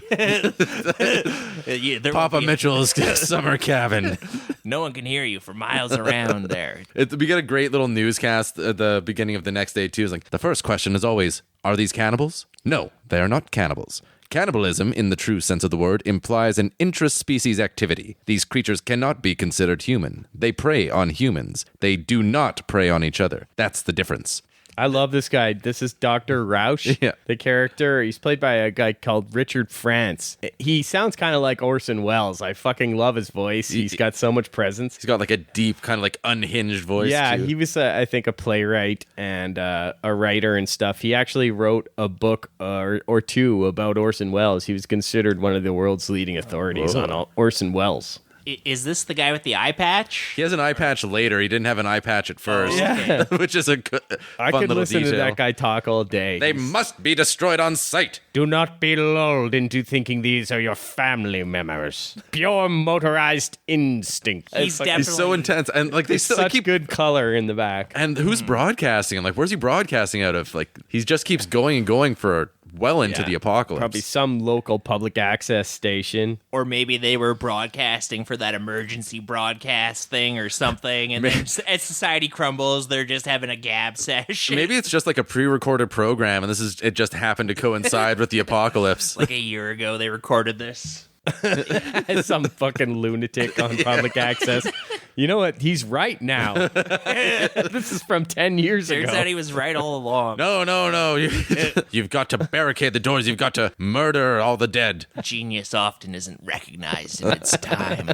The boys, they go out on another foray, and so they have a plan where Steven's going to fly them in a helicopter, and they go to a local warehouse or someplace that has a lot of semi-trucks, and they just start ferrying them over a couple at a time. They're going to use these trucks to barricade the mall entrance. They're going to park them so no more zombies can get into the mall, and then they're going to systematically clear out the mall, basically, and turn it into their home. Well, it's going pretty good for, they get the first one off, no problem, and now Roger is just really starting to hot dog it. He's yeehawing all over the place. He's having a good time. He's got the adrenaline rush going on. He gets the crazy eyes. He's like hot wiring a truck at one point, and he almost gets bit by a zombie. He leaves the fucking door open with his leg hanging out. Yeah. It's pretty foolish. From then on, he's got like an almost psychotic thing going on, and Ken Foray is like, hey man, are you good? Like, hey man, my life's on the line here too. You can be cowboy with your own shit, but You better screw your head on, trooper. You're not just playing with your life, you're playing with mine. There's a good part there when he's down and he's getting attacked in the truck, and zombies on top of Roger, and then Peter drives up next to him and he's like, lift its head up. And Roger lifts its head up and it just fucking turns into a balloon, basically, and pops that fucking balloon. Yeah. The zombie that grabs his leg in the truck while he's lying down is actually Tom Savini's assistant.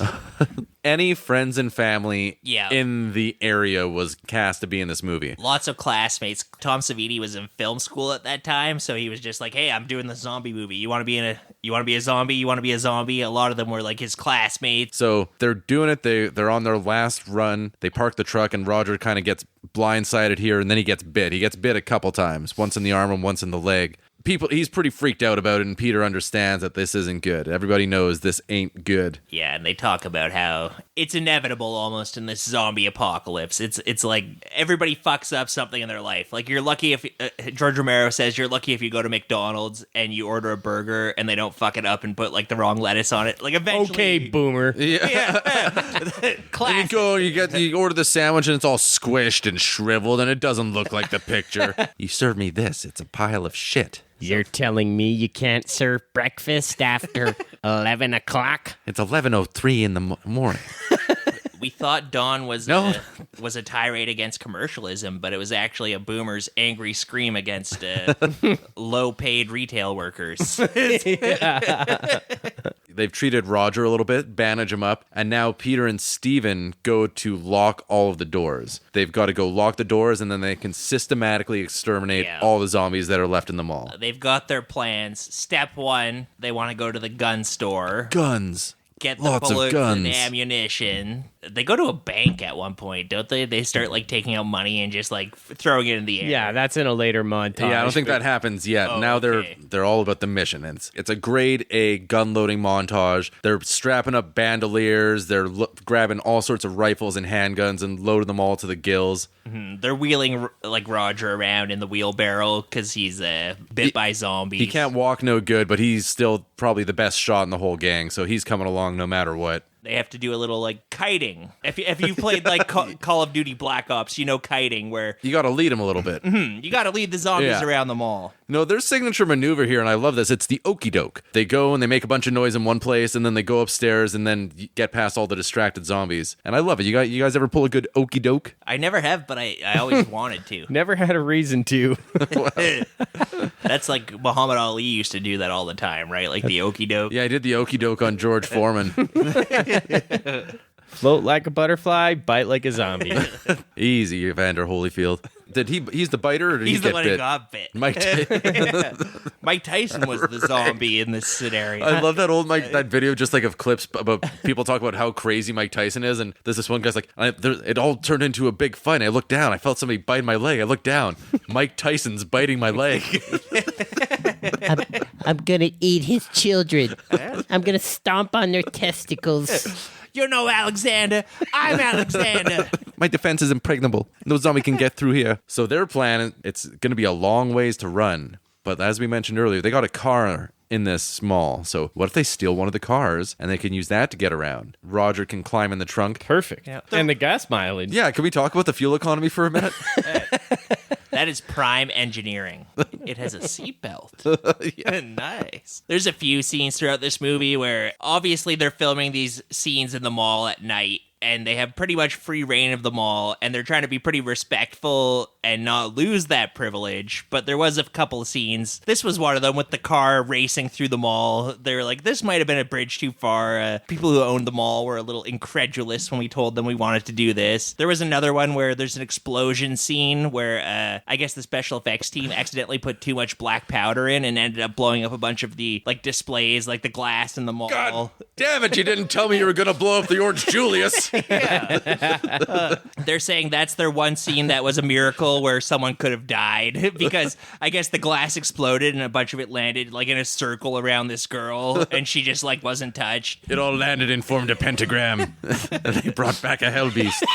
No, but they're zooming around in this car. They're going fast. It's fun. They're going fast through pretty narrow areas. And they're stopping at each door. You know, they're getting out, locking them up, blasting a couple zombies, any that come their way, and they're going around. And while this is all happening, Fran, she's just trying to keep the door locked in the JC Penney. And a baseball zombie comes up and starts giving her grief. And this kid wearing a baseball mitt and stuff. Yeah. The zombie just kind of sits down cross-legged on the other side of the glass, and Fran and him just kind of stare at each other for a while. Like it's yeah. She bit has poignant. a moment. I think she's thinking, like, is this the world I'm bringing a kid into? Yeah. This could just as easily be my kid. It's like this was a little leaguer. Yeah, and I like how this movie, there's a lot of action, but every so often there is these tiny little quiet moments where you kind of interrogate what's going on. A little bit poignant. Yeah. Yeah. What's going on in the people's heads? What are other people up to? You gotta have them, because if you don't have any characterization, zombie movies can get tired pretty fast. Yeah. So Roger's health is failing, and Fran's having morning sickness and stuff, and Roger's kind of like in that wheelbarrow, and he's like, Peter, where are you? We whipped him, didn't we? Yeah. Didn't we?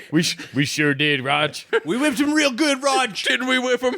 We whipped him, and we got it all. Didn't we? He's turning into a zombie slowly. They're talking. They're like, I've seen guys bit by these zombies. They don't last more than 3 days. He looks like me if I go out till 3 a.m. these days drinking. Just like, just all delirious. Like, we had a fun time last night, didn't we? Didn't we have some good times? God, yeah, that was me this morning. I had like 2 glasses of wine last night.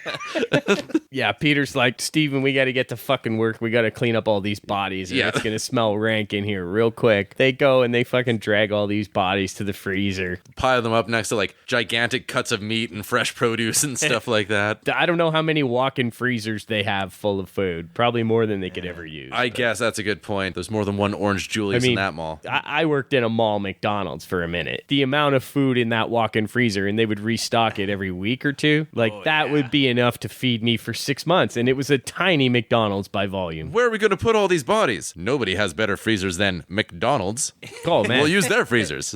We had crates and crates and crates of vanilla yogurt. I fucking smashed that stuff. We can't forget, they've still got Spam. Yeah, I mean, Spam is like last resort. They still have good, fresh food like yogurt. So, yeah, now we're actually getting to the point where they've cleaned up the mall, and now they get to go on a shopping spree, and we get to see they're getting 50-pound wheels of cheese. Everybody's decked out in fur coats, and yeah, there's like a real delicatessen in that mall. Yeah. They're fucking awesome. There's funny little bits where, like, I don't know, Steven grabs like a big loaf of bread, and then Peter's like, and he grabs like a gigantic loaf of bread, and they're like, Manja. Manja. And here's where they take the money. He's like, you never know, money, money, money. And they're just throwing money in the air. Yeah, they're doing like this smug little strut down the corral, just like strutting around with all the money. It would be so much fun if you just had full reign on a mall and you could just like go grab, like take whatever you want. It would be a blast. But at the end, it doesn't do them no good. It turns it. Have you guys ever seen that movie, The Quiet Earth? At a certain point, like, he's like the only guy left on Earth that he knows of in that. And he just like, it shows him like slowly going crazy. And like, after he's had all his fun things of going into the drugstore and taking everything, then at a certain point, he's just like wearing like women's underwear and just like walking down the street in women's underwear because he's like done everything. There's nowhere else to go. I'll put these on and just like walk down the streets without blinking because I've lost my mind at this point. Like, this is the territory they're going to be veering into now, where like in pretty short order they've had their missions and now they're just like going to be trapped in a mall and like what do you do now that your basic survival has been accomplished? You've secured the mall, and now it's just time. Yeah, you they're and time. still having fun, but it really only lasts for a couple days. Yeah. I mean, there is a skating rink in this mall, which is pretty fucking nice. Yeah. And they turn it Like into an a ice shooting skating rink. arena. Like they shoot mannequins on there. Here's where they do their target practice. They have an arcade. They're playing Duck Hunt at one point, and There's a racing game. they're that putting the looked gun good. straight to the TV, just like I did when I played Duck Hunt. They had Duck Hunt. But Yeah. you know, at a certain point, you're looking at the high scores. missed that. And it's just your initials all the way In down. 1978. Oh, if it's not Duck Hunt exactly, it's like a game where you have a shotgun and you're shooting ducks. Pretty impressive arcade games for 1978. That's what I was Not thinking. bad. Everything's gonna change now because now Roger's taking a real turn. This is the time where he's It's- finally turning here. It's the death vigil. They know he's going to die, and they're like, it's going to happen any minute. So You'll take care of me, won't you, Peter? You'll take care of me when I go. I don't Yeah. want to be walking around like that. he's going to die, he's going to come back, and they're going to put a bullet in his head. Yeah, so Fran and Steven are just sitting watching this lunatic go on and Dr. on the Roush TV. is on TV. He's like, I say we drop nukes on all the big cities. We gotta start eating them. What if I said that we could increase our food by 200%? Are you suggesting that we eat them? Yeah, what else are we gonna do? Yeah. We are down to the line, folks. People are kind of outraged. He's losing the audience.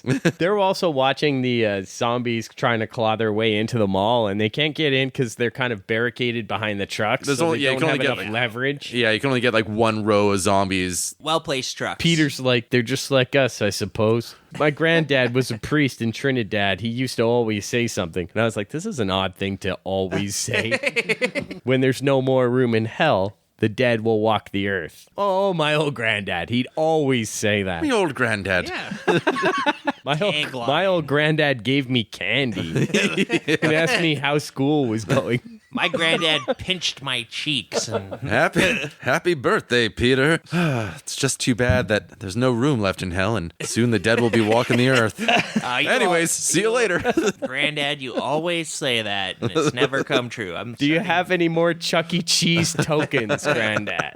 Enjoy that cardboard pizza because, soon the dead will be walking the earth because there's no room left in hell. He does a cameo in the 2004 Dawn of the Dead and repeats that line. That's his. I think it's the tagline. Ken Foree does? He appears on TV as like a news televangelist. And he's Oh, like, yeah. When there's no more room in hell, the dead will walk. I the earth." remember that being used in that movie. I think that was like the tagline for that movie. Yeah, they were like, I think oh. so. Weird thing for a grandpa to say. Anyway, so Roger, he's fucking failing. Roger starts turning.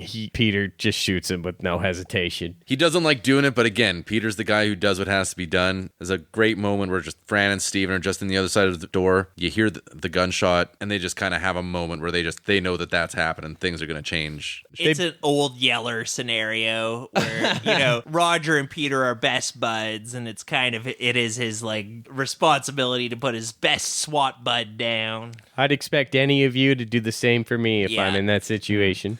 In that situation, not in that situation. And bury me in the garden center of a major department store like he does to Roger. Maybe, Please. Maybe before this podcast is over. I'm though. buried Luke where he always wanted to be buried, next to this cell phone kiosk. I love novelty socks. Put me there. Luke loved that mysterious man who was down 12 minutes of mall hallways that you had to get to fix your cell phone. Luke loved that man.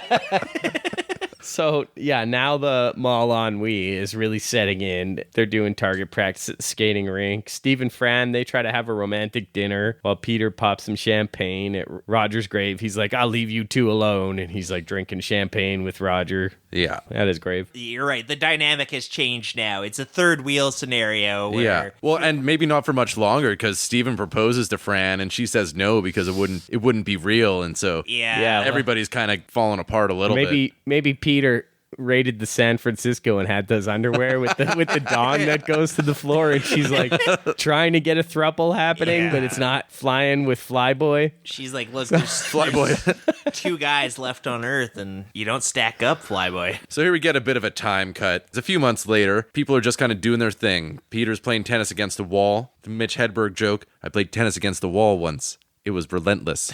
Kind of like Jack Nicholson when he's alone in the Overlook Hotel just throwing a tennis ball around. Yeah, people are definitely getting cabin fever. If these bikers didn't end up coming, who knows what would have happened 6 months from now. Maybe Peter bashes Steven on the head, chases Fran around the mall or something. Probably he would only do that because Steven would feel threatened by him and try to attack him. So yeah, Peter's playing tennis, and then the ball goes flying and lands in the horde of zombies that are still milling around there. So even though they're all safe and sound inside the mall, the threat is ever present, looming right outside the doors there. Constant anxiety. Yeah, Fran's showing that she's pregnant. There's like a pre-recorded voice over the intercom. Yeah, it's just like announcing a sale on khaki pants or something like that. Yeah, it's like if you spend $30 or more, you're entitled to a free bag of hard candy and stuff like that. And they're all listening to this. Fran's like putting on makeup and stuff, and it's like you can tell they're getting crazier and crazier. Yeah.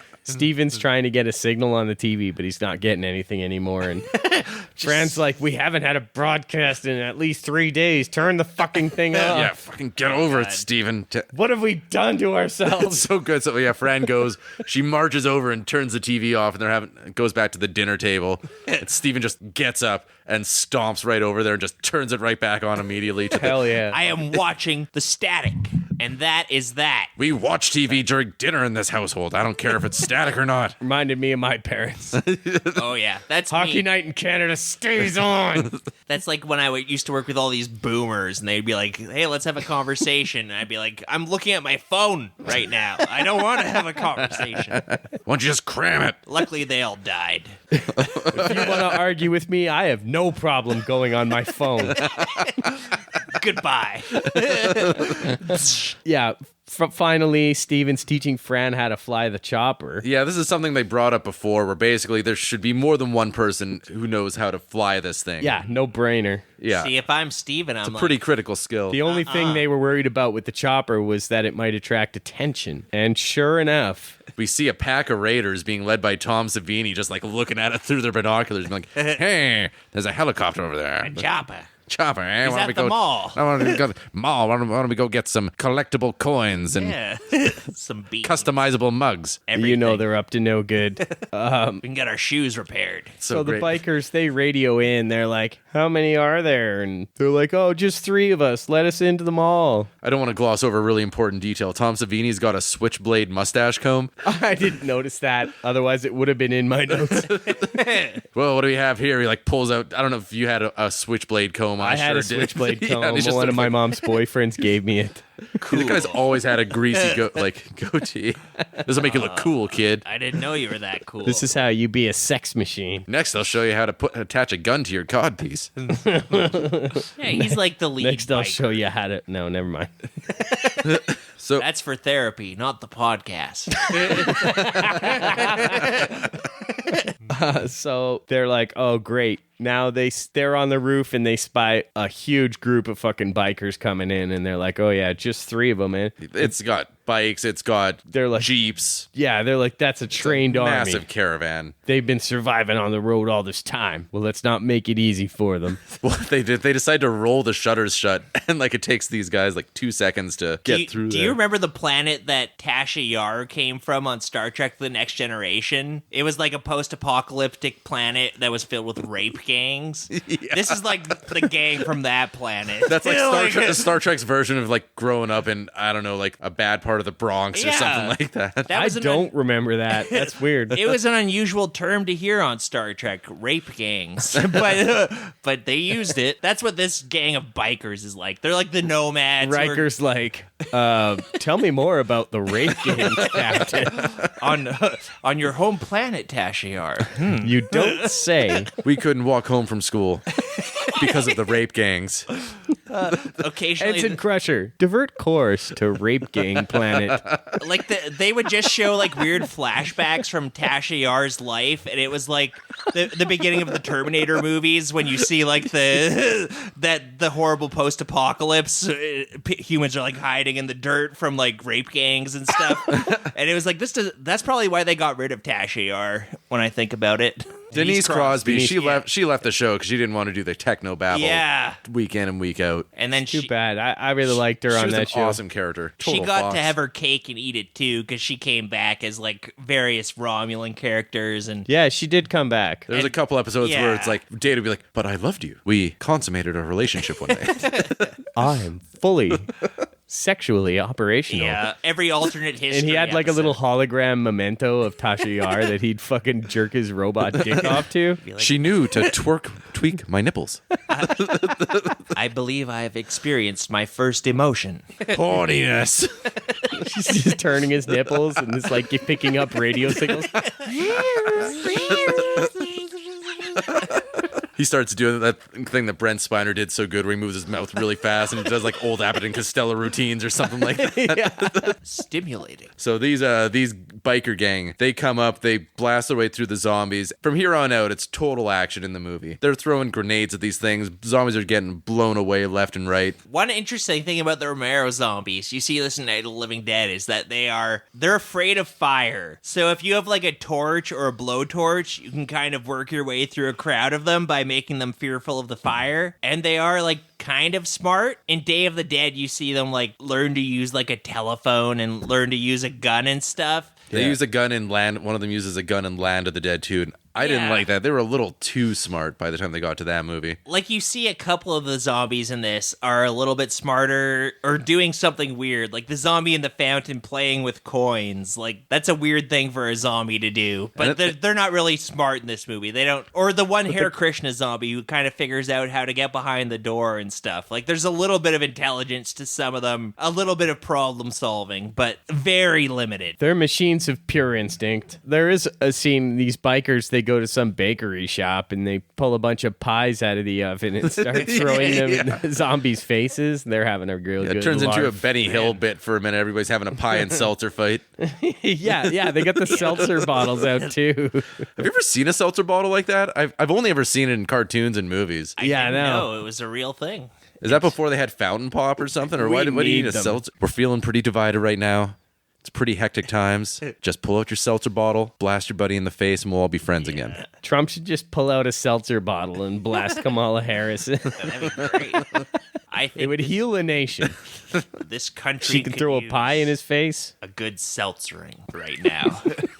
Steven can't abide the seltzer fight. He worked long and hard to get this mall in pristine order and to make it his. And he's like, we took it. It's ours. And he starts opening fire on the bikers. And the bikers, up until this point, were just pretty content with stealing their, taking their cash, taking the food, and just ransacking the place. Vandalizing. Yeah, but once Steven opens fire, now it's war. Yeah, Steven climbs eventually up into the elevator shaft. He gets stuck up in there, and then some punks come and they shoot him on the shoulder through the roof panel.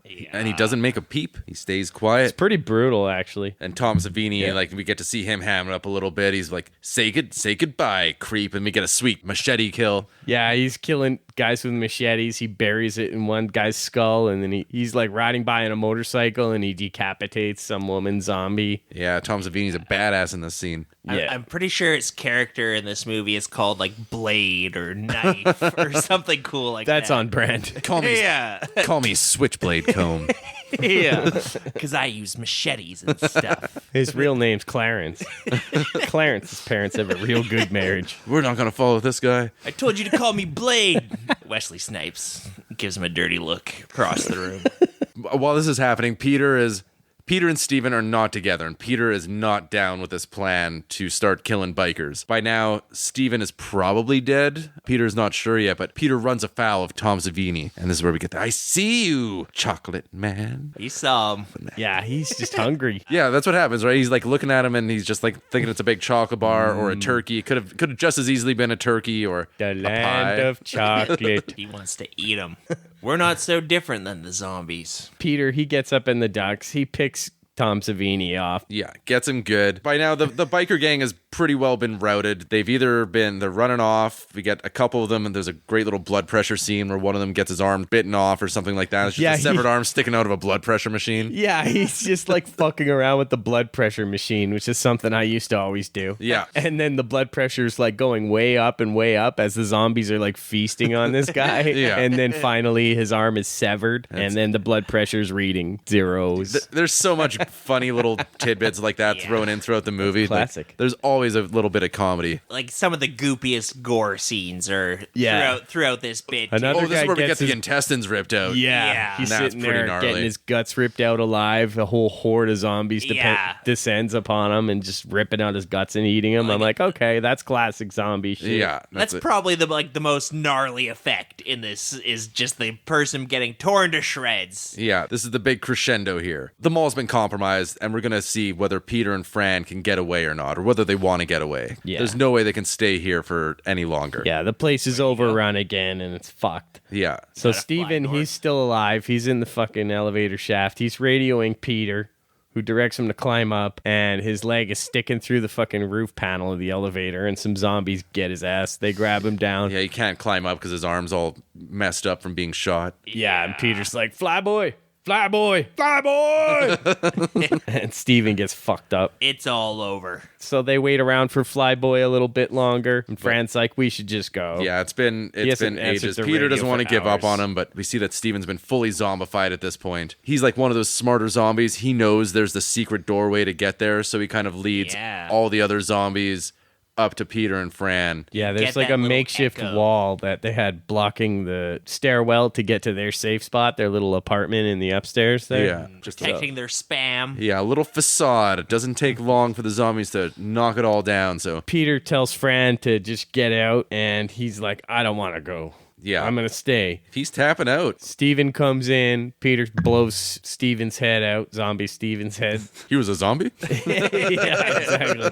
So I was like, about fucking time. Yeah. Fran climbs out the skylight to the roof. Peter just kind of sits there as the zombies are climbing the ladder to the roof. I'm like, why wouldn't he at least knock the ladder over? If That's what I'm thinking too. give her a safer getaway, but No, he doesn't, and the zombies can figure out how to get up there, and Peter's really just contemplating eating a bullet right now. He's just hanging out in the room, ready to pop the first zombie that comes in and then put one on his own head, and then all of a sudden he has a change of heart. This triumphant, heroic music comes on. music, which kind of came out of nowhere. That was surprised me. He barges through this horde of zombies and goes running up and knocking everybody out of his way and popping zombies. Jumps onto the helicopter just as it's taken off. Wait. Again, we don't have time for some 8-foot rock monster thing. Fran starts shaking the helicopter to knock him off. She's like, we can't handle the extra weight. I'm sorry, Peter. So you had your chance. We can't take off till you're buckled up. We can't. There's 2 seats. I like to put my feet up. He jumps into the chopper. He's like, how much fuel do we have? And she just goes, not much. All right. Yeah, end Yeah. of movie. They fly off. Who knows how far they get or what happens, Oh, but it could be a Thelma and Louise scenario where they're driving off a cliff right now. And then we just get some jaunty carnival music kind of playing over the end credits. yeah, we see the zombies just shuffling through the mall some more on the skating rink, just kind of doing their thing. And yes, brains.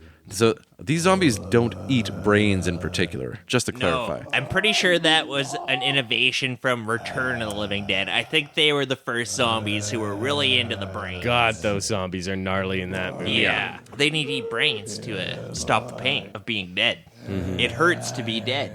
I like how that movie goes above and beyond to actually provide an explanation. Yeah.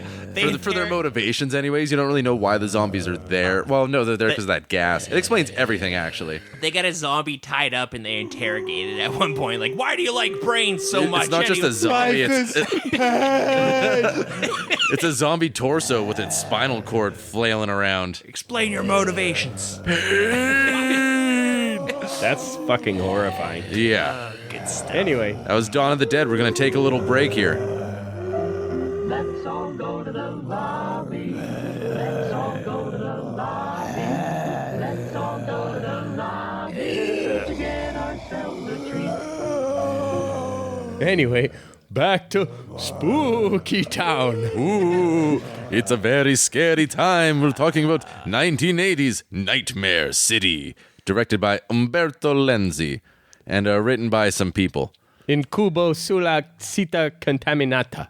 Yeah. That's the Italian title. Yeah. And we're looking at a different kind of cuisine here because the zombies in Dawn of the Dead, they like to eat flesh. They like to eat bone and muscle. And the zombies in this movie, they're more of almost a vampire. They like to drink the blood. They got to drink the blood to rejuvenate themselves. And a small point of clarification is Umberto Lenzi never considered this to be a zombie movie. Yeah. He considered it to be a radiation sickness movie, and for all intents and purposes, they are the exact same thing. If he didn't intend it to be a zombie movie, then why is it so similar to Dawn of the Dead? Why is it a blatant ripoff of a highly successful zombie movie that came out 2 years ago? It's kind of clever. They're radiation mutants, and I guess radiation destroys red blood cells. So these zombies are obsessed with drinking blood to replenish their red blood cells. Yeah, unlike most of the Italian knockoff movies we do, this one did the work to explain It has any loophole it might have. Yeah, we don't have to do the work for it. Thank it God. makes sense. There's an exposition scene, yeah.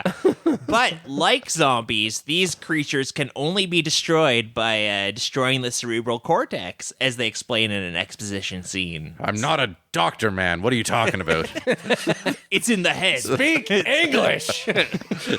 It's when you go boom boom. There's something wrong with this guy's medulla oblongata. I'm afraid the only way to resolve this is to destroy the cerebral cortex irreparably. This is an Italian movie. We're back to form. Seems like it's been a minute since we've done a pretty blatant Italian ripoff or an Italian inspired a movie. Yeah. Inspirado. You know, there's Italian feelers in Dawn of the Dead because Dario Argento produced it, and it was kind of a co-Italian-American production that was being released simultaneously. Those tendrils are there. Yeah, there's just a little bit of garlic scent on Dawn of the Dead. Whereas this one stings the nostrils. It's so Italian. Depending on the cut, you might see some little Parmesan sprinkled in the corners. It's pungent. So, foggy footage of a city. A nightmare city, perhaps. I think Nice place you got here. It'd be a shame if something happened to it. Be a shame if it became a nightmare. it's a bit of a drab-looking city from they do a bunch of establishing shots, aerial shots, and everything. I think this might be Madrid. I don't know for sure. On the Wikipedia article, it says that this was filmed in Madrid and in Rome in a studio, so... Yeah, you're not getting any of the Colosseum or things like that. It's not no remarkable architecture to speak of. It could looks be like- it could be your city right now. There is a number of locations. There's some cool spots. Like the bulk of the city looks like housing projects to me, but then there's like a cool train station. They're doing a bunch of establishing shots all around the city, and it's like, okay, that train station looks pretty modern and neat, circa whatever, the 70s or 80s. It's just a city going about its everyday business. And then we jump into a newsroom and there's a news broadcast going on. We hear some talk about a radioactive spill, and it's supposed to have occurred yesterday at the state nuclear plant. So, that's all. It's just a radioactive spill. Nobody's really getting their feathers ruffled too much about it. Happens all the time. And there's a professor from the nuclear plant coming to give an interview. And here's where we meet our hero, Dean Miller, played by Hugo Stiglitz. Who I think is Mexican? He's Mexican, yeah. Now, Hugo Stiglitz, if that sounds familiar, Quentin Tarantino used that name in Inglourious Bastards for the SS officer who deserted and joined the Bastards. Yeah, I thought maybe I've seen more of this guy's movies, and I checked his IMDb and nothing. Yeah, I don't know if he was in the Nazi killing business. Every time he popped up on screen, I said his voice in my head the same way that Colonel Hans Landa says it, where Hugo Stiglitz. Hugo Stiglitz.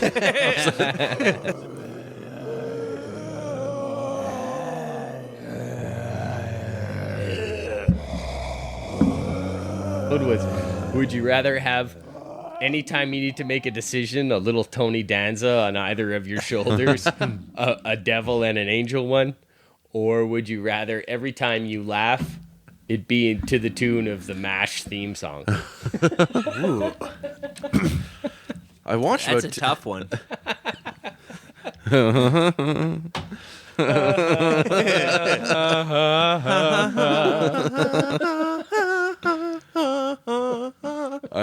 I've never seen the whole movie, but I watched about 10 minutes of it on TV. It was good. MASH? Yeah. Oh yeah. Great Robert movie. Altman. Robert Altman, great cast, as always. Great show, too. Never really watched the show either. That theme song bummed me out, so I'd always just change the channel. Yeah, You same. know, Robert Altman's son, his 13-year-old son, wrote the lyrics for that theme song. Jesus. He's like rich because of it, because MASH was a hugely successful TV show that Like used the that most as successful TV show Yeah. ever, pretty much. The reason Robert Altman got his son to write that song was because he wanted the lyrics to be stupid, because in the MASH movie it's supposed to be a stupid scene where that song plays, but they actually turned out kind of poignant and resonated with people. Many changes. Yeah. All right. Where were we?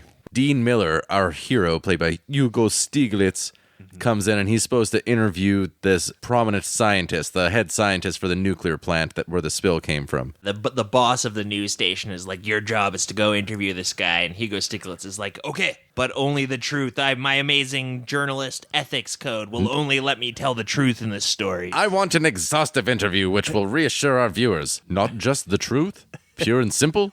Forget the philosophy, Miller.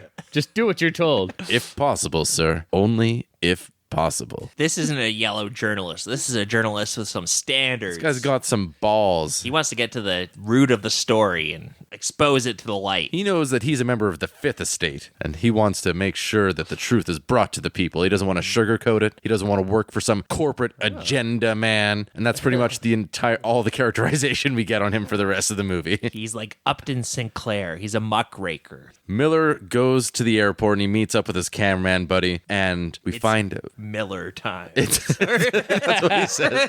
Every time he comes into a scene, he says, "It's Miller time." He's the hero. And of this everyone piece. just claps and cheers. And he opens an ice cold Peroni because that joke didn't really translate into Italian. Hey, what is this, a Miller?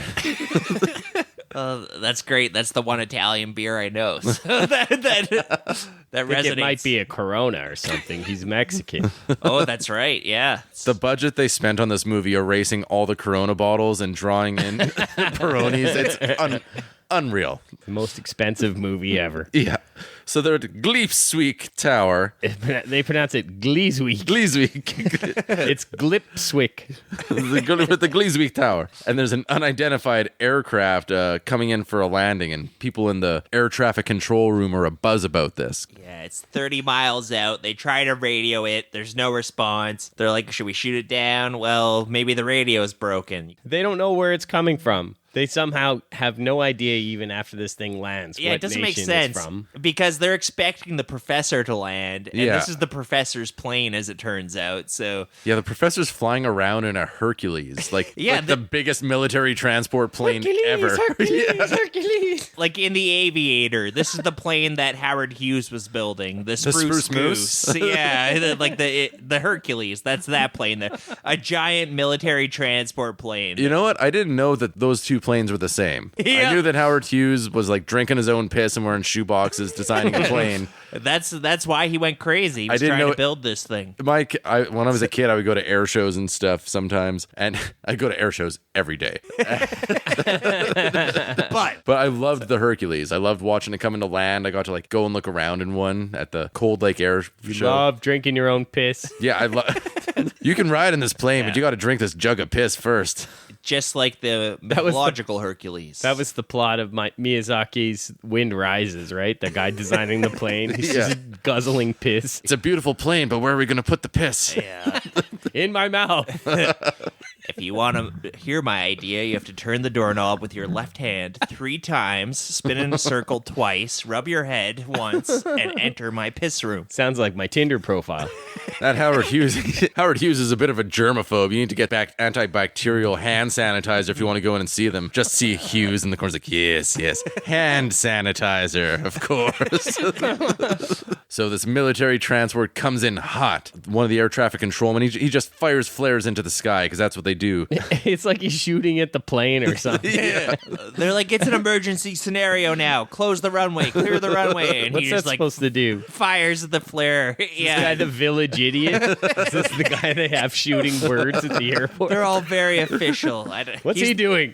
I don't know. That's just Buford. He's the flare man. He gets paid $200,000 a year to stand with that flare gun. And Send out the simpleton. The zombies come looking for brains. They're not going to bother him. Just wheel him up, just all chained up like Hannibal Lecter, and unshackle him. Now's the time. Now's the time. Flare. What's he doing? He's just raiding the suitcases for panties. This didn't go as planned. Chain him back up. Oh, we spent $500 million on this program this year. Like in Street Fighter when they're creating Blanca, they just like have a screen in front of a guy's face showing him like images of war and shit. They're trying to create the flare guy at the airport. Didn't work. Some fucking underpaid intern switched out the tape for a bunch of panty raider videos. This guy just loves going through suitcases for panties. He's a real complicated. He's the most complex character in this movie, Buford. No one understands him but his panties. Oh, I'm gonna shoot the plane with a flare. So he misses the plane. Yeah. By like 30 kilometers. His flare is just, he just shoots the flare off over the runway somewhere for some reason. And nothing happens as a result. There's no one who will be like, oh, that's the signal. It's just like fucking. No, the plane just lands. Now we know it's an emergency because the flare was up there. What are these military police? Are they cops? Are they soldiers? I don't know. They come and surround the plane. Doesn't It's matter. both. It's a good mix. Like the soldiers in this movie seem to use minivans, regular minivans, as their troop transports. My God, they're just using ordinary minivans. There's a bunch of minivans just pulling up to this plane, and there's some cop cars and stuff. There's like a dozen cop cars. The guy's like, in the name of the law, come out and announce yourself. Yeah, the crew on the ground, they're like, they say some Italian. They're like, pronto. So did you have English dubs and subs, or how'd you watch I this? had Italian language with English subtitles. Okay. Yeah, okay, us too. Yeah, but I had the English subs, which were different from what was dubbed, so there was some kind of fun little differences peppered throughout. Oh, for sure. That's always interesting. It can be distracting at times, but So this guy comes out and it's Professor Hagen back. He's bringing Yeah. And they're Hagen like, hey, back. everybody. it's the He's professor. bringing Hagen back. And he's stumbling out and he's doing his dance moves. It's a ruse. But no, he pulls out a knife and he just stabs a motherfucker in the chest. Immediately. It's pretty awesome. Zombies just come pouring out of the aircraft behind him. Yeah, like the last movie, we're at the 9-minute mark. We got Nice and zombies, fast, yeah. motherfucker. Smart. These are some clever zombies. They're able to take soldiers' guns and use Yeah, they start opening fire on the soldiers. Mm-hmm. They're like chopping limbs off with machetes and stuff like that. And they're like stabbing people in the neck, and then they'll just run up and just start drinking the blood that's coming out. tons of hatchets. This is a hatchet-heavy movie. There's going to be hatchets in almost every scene that has a zombie. If it's not a hatchet, it's an exposed boob. Lumberjack movie. Yeah. Yeah. Oh, man, there's so many tits in this movie. Hello. Hello. My dickie's flapping in the wind. Oh, I can't control my dickie. Hello, nice lady. Major boobies. No, they don't believe in bras. No, not a bra in this movie.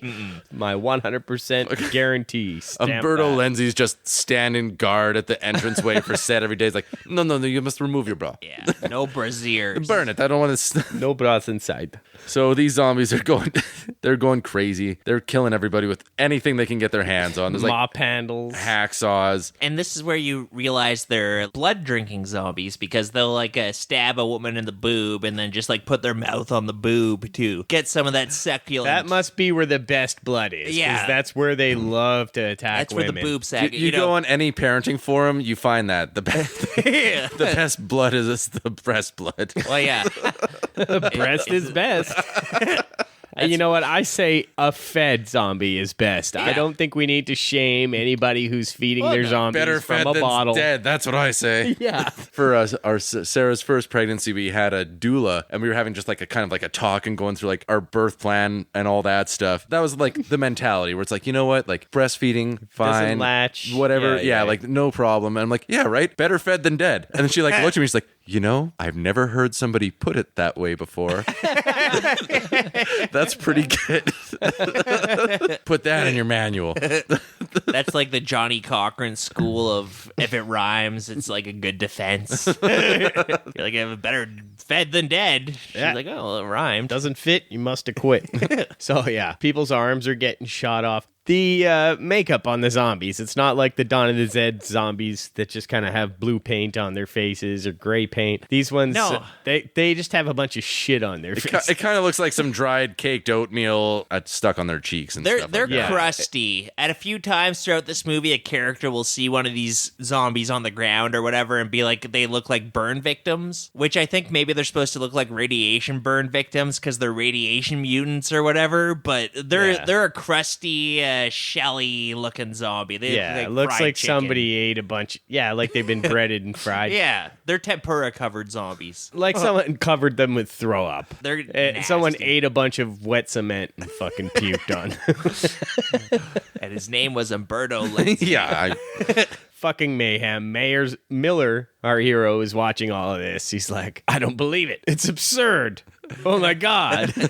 How can it be? He's just standing there watching it all, not doing anything, just like, what's happening here? I need to tell the people the truth. Jesucristo. Miller runs away, and there's a just total hard cut to 5 people doing this choreographed dance. So there's some like sexy ladies and some guys in unitards, and yeah, this movie just turns into a softcore porn every now and again. You watch these dancers for entirely too long. I feel like we watch these dancers. It's not like you to say something like that. But you're our pervert, Mitchell. Yeah. 5 minutes is a bit much. It doesn't take me that long. They're dancing. There's stuff going on. They just dance for like a solid 5 minutes while they're being If it's 7 filmed. minutes, I might start getting interested again. But There's like the cameramen in the grips, and they're so focused on getting all the best shots of these beautiful young women. There's a very serious, scantily clad. get closer. like there's an older director who's very focused on this task. I think he's a Zoom in on her professional. hips. They're like real auteurs. Stiglitz walks in. He's like, he kind of beholds the dancers, and then he moseys into a back room. I guess this is the television studio. Yeah, something. this is just a show of what it's called. It's All Music. It's like their most popular TV show, probably. But It's exactly the kind of show that I imagine they watch in Italy. it's really funny. There's this one great bit, Just and I think chicks just barely dance. wearing anything, dancing to shitty Euro club music. Leotards. No, but make the male dancers dance in the back, further back. Yeah. Get them to hide behind that curtain. It's like Olivia Newton-John's "Let's Get Physical" video, or the "Call on Me" music video, where everybody's in leotards exercising. It's like that. There's this one hilarious part, and I think it's the 5th Friday the 13th movie, where this guy who works in the hospital, he's like works in the morgue or something like that. He's painted to be a total sleazeball. And it's like, oh, what's on TV? And he turns on the TV, and it's just like these 3 chicks' asses kind of like making a triangle, like bobbing up and down and up and down. And he's like, yeah, this is good TV. In Italy, everybody is your perverted uncle. Guys just sit there and watch porn together. Just on that, that's what you have while you're having dinner. That's what's on the TV while you're eating. No, we're not turning it off, honey. The penetrata. Berlusconi was their prime minister with his Unga Bunga parties. That's a representative of all Italians, I feel like. Isn't Mussolini's granddaughter or some shit? Didn't they elect some fascist? Oh yeah, they just like banned gay marriage or something in Italy. Like they're going through a regressive phase right now. Yeah, it's going around. It's in the air. So yeah, Miller just storms in. He's like, interrupt the program. We're transmitting a special news flash. Does the chief know about it? There's no time to tell him. Am I in charge of this broadcast or not? Are you in charge of this broadcast? How many things are you? We don't know if he's actually responsible for this or not. I guess Miller's Yeah. the best reporter, so chain of command is... This guy's just like, whatever you say, Miller. You're right, Miller. You're in charge. In the English version, he's like, your wish is my command. Throws on some stang on the Oh, really? Yeah. Throwing on some sort of affectation in the voiceover.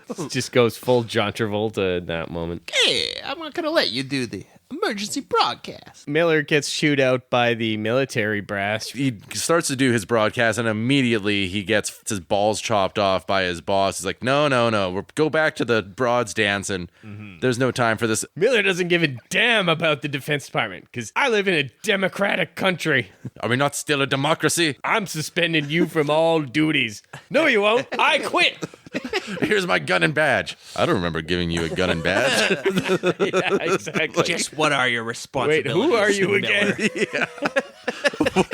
How does this organization run? So Miller leaves and he calls his wife, who we find out is a doctor, I think. Or a nurse. Yeah, or she works in the something. hospital Not sure. anyways. And She's a dottore. a doctor. No, Vonn.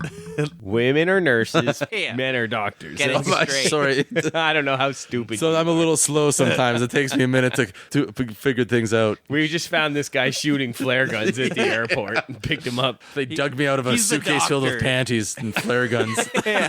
Bear with us, listeners. He's He's- just learning. He's going to be removing your tonsils. Please take this sedative. It was actually so fun. We played Fox today. I played a game where it was sort of like tag, but instead of tagging a person, you shot underwear at him. We grabbed some of his underwear. So we're just having an elastic band underwear fight. Yeah, he's on a Captain Underpants kick. He's like, we're gonna have a wedgie power meat monster. I'm like, okay. Whoa.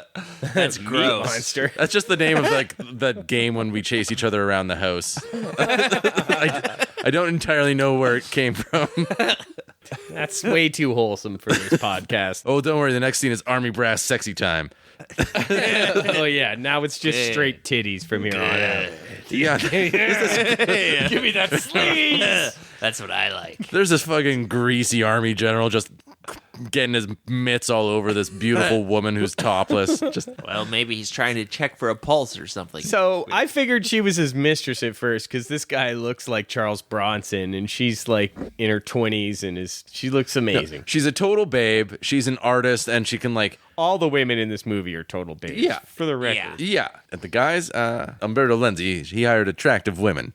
Yeah. Don't even worry about it. Even the Must zombie be this ones. attractive the to way ride. it is in Italy. Yeah, it's a Kevin James King of Queens scenario. All the guys in this movie look like they got acid thrown in their face Yeah, they look like the in an zombies. honor attack. and they're all married to the most gorgeous Italian fashion models you've ever seen. Yeah. And now the general has this portrait of a blonde boy on his wall. I don't know if that's supposed to be their kid, but he's got this mushroom cut. It looks exactly like a portrait of me that I got done by one of those artists on the street who draws a portrait of you. It's still hanging at my mom's house. I'll have to get the freeze frame and share it with you guys. And it's featured prominently with this scene while he's groping this fucking mega babe who looks like Sophia Loren. For some reason, I didn't notice any of the pictures on the wall while this was happening.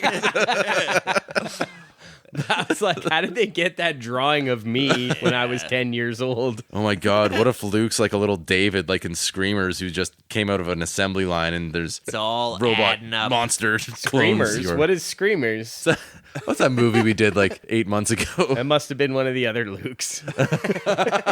So this guy, what is he's not a general, he's a major or something like that. And There's a couple army guys. There's two army guys who are important in this. There's the major and there's the general. The general's daughter. and there's the very model of a modern major general. Yeah. And keep it straight. So if you're not familiar with the Right on time. military rankings, you might not be able to follow this movie. Yeah, I don't know anything about American and Canadian military rankings, but I know Italian military rankings back to front. You Yeah. can quiz me on that. You have to watch these kinds of movies. Yeah, it's they an don't- entry requirement. Yeah. So he gets a call and something bad's come up. And it's like, I'm sorry, we'll finish our conversation later. And then he spikes the camera. And then he reveals that his babe girlfriend, Sheila, I think her name is, she's got a bust that looks just like the zombies that came out of the plane. And he's just staring at it. And they have this philosophical conversation. Her shitty fucking sculptures. Yeah. What is with that?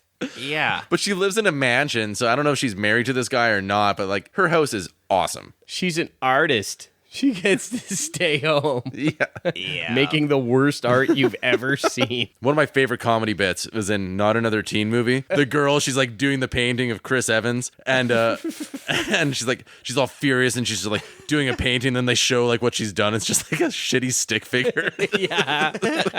It's a tampon in a teapot. Oh, I see. Oh, yeah. Now we cut back to the sexy dance studio. They've She's being gone back to dancing.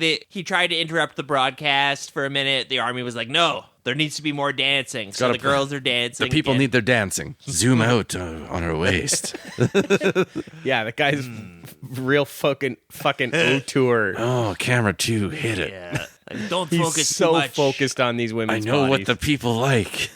there's a male dancer in there, but he's like, don't focus the camera on there. Focus on the cleavage. But it's meta with these Italian movies. They're aware that they're being totally sleazy. Yeah. And they lean into it anyway, and I really respect that about them. Or they're like, just be what you are. You got an R rating. Yeah. Like, high show us the class. tits. Like, Yeah. what are we doing here? I want more Fs. If you're gonna go R, go F.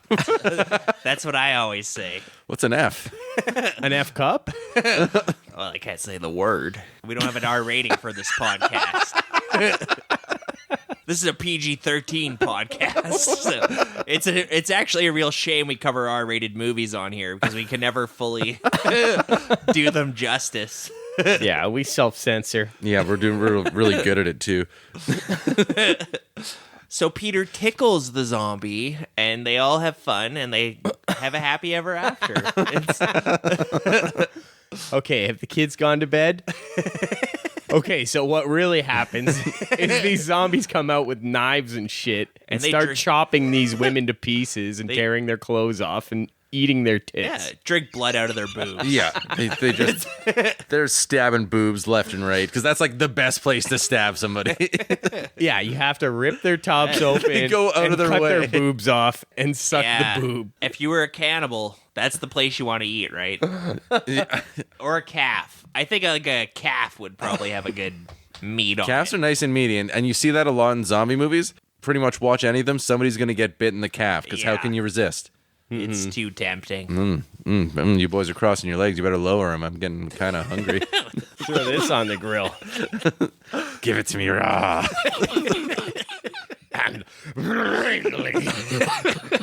While this is happening, boobs are just being carved left and right. Miller opens the door to check on the studio, and then there's like some fucking Louis C.K. looking zombie who's just standing right there and tries to kill him. Red hair and Yeah. goatee, and he's just making funny observations and talking about life as a parent. He says to Miller, can I masturbate in front of you?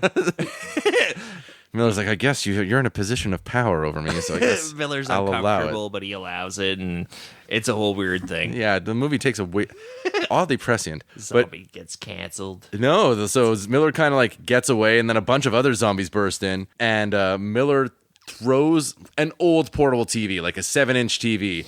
He throws it at the zombie and just full on explodes. It's like a giant bomb that he throws at these zombies. And this is an inferno that comes out of this. Like the weird thing about the zombies, They're filling these TVs with ordinary gasoline.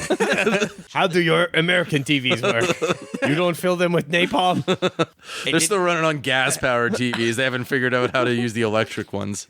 one thing that's really funny about the zombies in this movie is that they feel pain. Like at one point, Hugo Stiglitz slams the door on a zombie's hand, and it's like, my hand. That's a funny thing about the zombies. That's just And then he throws like the TV. Like the big benefit of having zombies as your bad guy in your movie is you can do anything. It's like having a Nazi in your movie. You can do anything to it, and the audience doesn't care. Like you can shoot it in the head, you can light it on fire. Yeah, I don't know if that was planned or if that's just because this is like a fucking batshit insane Italian horror movie where they're just slamming doors on hands anyways and lighting people on fire. People are stubbing their toes and they're leaving it in. Keep it in.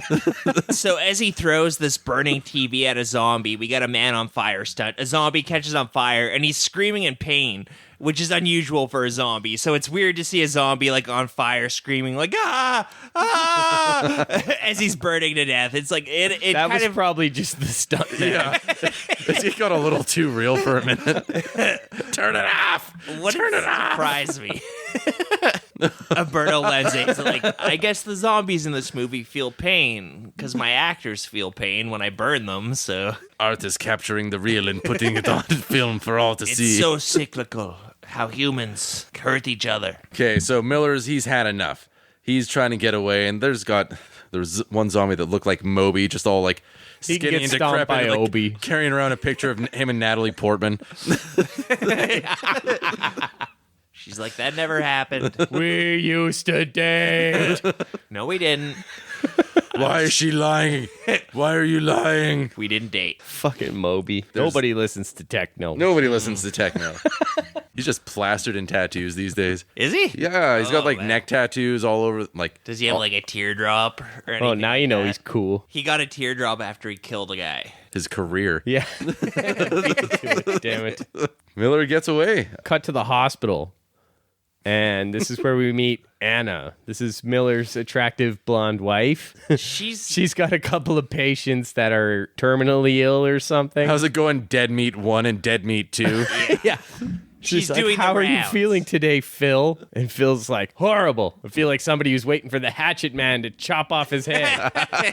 Hatchet Man. Jesus. So appropriate. Is he a juggalo? Isn't Hatchet Man Yeah, Hatchet that Man's guy their logo guy. or whatever. Fuck, that reminds me, I was hospitalized for like 8 days once a while ago. My neighbor next to me, I remember him because like the nurse who came in always spoke to him in such a severe way. And this guy was just like the oldest curmudgeon, like, I don't want to eat the sandwiches that taste like shit.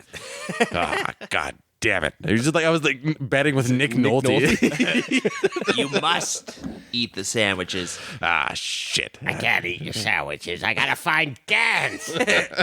I've got 48 hours, 2 days. No time for your shit. Gotta find my gun. Shit. My son-in-law's coming to visit me. God damn it. I fucking pay for the goddamn cable and I don't even have more than 4 channels. So yeah, there's, besides Phil, the grumpy patient, there's this poor kid, I don't know, a younger teenager. Something like Yeah. that, like 13, 14, something like that. I just want to play soccer again. Am I ever gonna play soccer again, Miss Anna? Sure, kid. Sure. This is the key to this whole movie, this scene, though, because this kid starts talking about a horrible nightmare he's had where he got torn apart by zombies or A something. bunch of old men came up from the grave and started Yeah. eating me alive. I guess you're right. So there's an interesting way this movie goes, not to So it spoil wasn't anything. a totally meaningless fucking scene, setting Well- up two characters that we like right away, only to have them killed off screen later on. No, it was actually... Yeah, we get like more insight into these characters than anybody else in the movie. Yeah, I In, know like, the more 2 about them seconds than I runs. do about Miller. Umberto Lenzi has like a funny idea in his head about this movie. This character wakes up from a nightmare here and talks about how he's experienced a zombie apocalypse.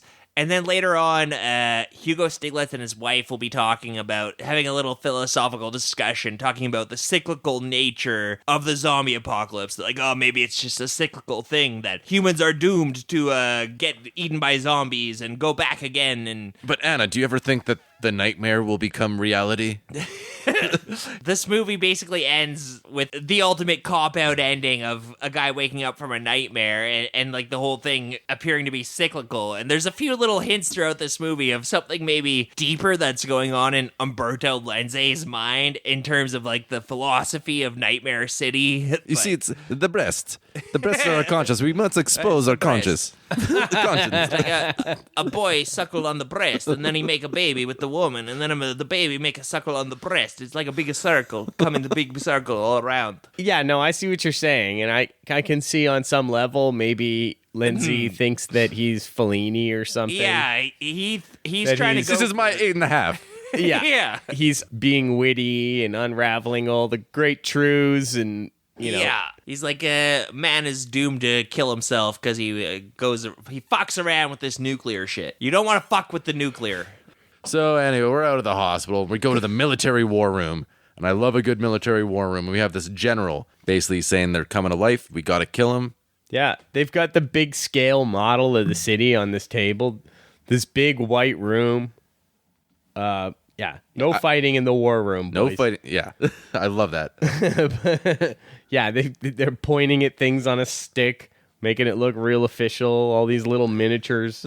Like, we've lost all of that in the modern era. Everything's digital now. We don't have little miniature cities with generals pointing at tables anymore. I think it's probably all on computers now. And it's Yeah. a shame. I do love in war rooms or, in movies where they have those see-through kind of windows. Like they have it in Empire Strikes Back.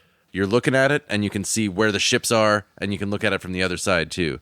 That's pretty cool. Oh yeah, those are rad. Yeah, I do Is like that the still a miniatures. thing? I don't know. I haven't really Probably. seen. Yeah, it seems like one of the better ways to do that. Sort Yeah, of I thing. haven't been on any nuclear submarines lately. Yeah, not since the last time. Yeah, they won't let me back. Sorry about that. Not since that last mutiny you caused.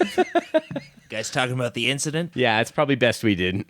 We'll save that for the Patreon. Redacted. They wheel in a corpse, and then they get this doctor, and he says, the autopsy categorically excludes an extraterrestrial being. His molecular structure clearly establishes him as a member of the human race. Yeah, break it down for us, Doc. These zombie things have super healing and need to drink blood to replenish their own, and only a bullet to the head will stop them. God damn it, Doctor! I don't understand you. Yeah, no. First he says, what you need to do is disrupt the cerebral apparatus. And they're like, What's What that? are you talking about, you fucking lunatic? And he's like, destroy the brain. Nah. Make poke in the head holes.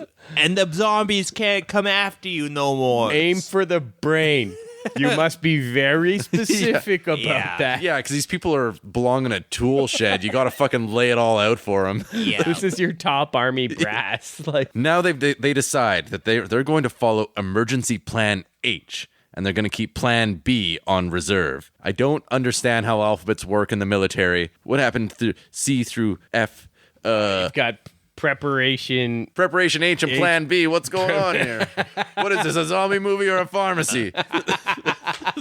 So the major, he comes in late and he bails on a chat with a general to call his fucking booty call. His boss is like, I got to talk to you. He's like, Sheila's on the other line, and Warren, I guess, is the major's name. He just kind of like basically is like, keep the house locked down. Don't do anything. And she's like, just like a male chauvinist pig to boss me around and give me orders.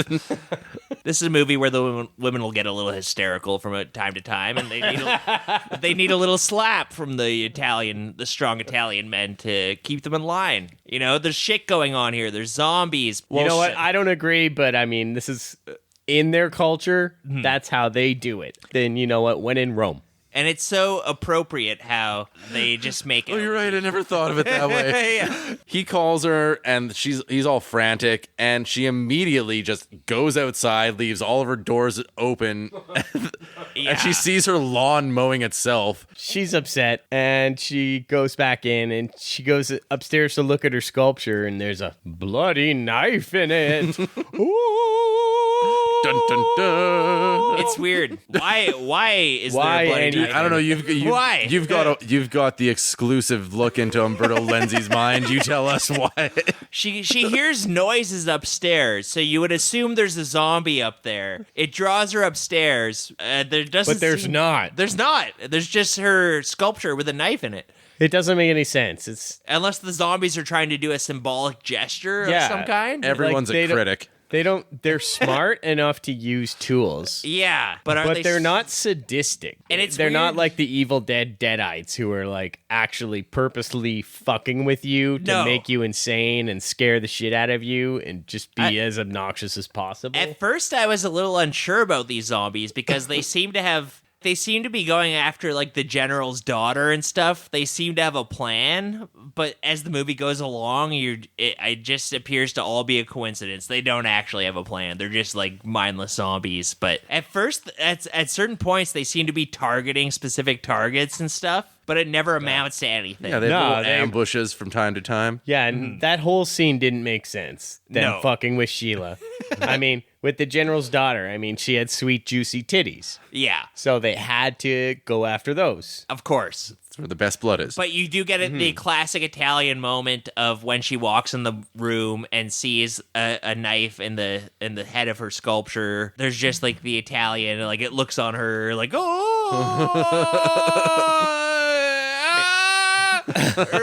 reacting in horror for like 30 seconds straight. It felt out of place in this movie. Yeah. In like a Dario Argento movie that has a better score and Yeah. better lighting, that works better. You need a goblin score. yeah, there's playing no over there's that no shot. goblin to be found here.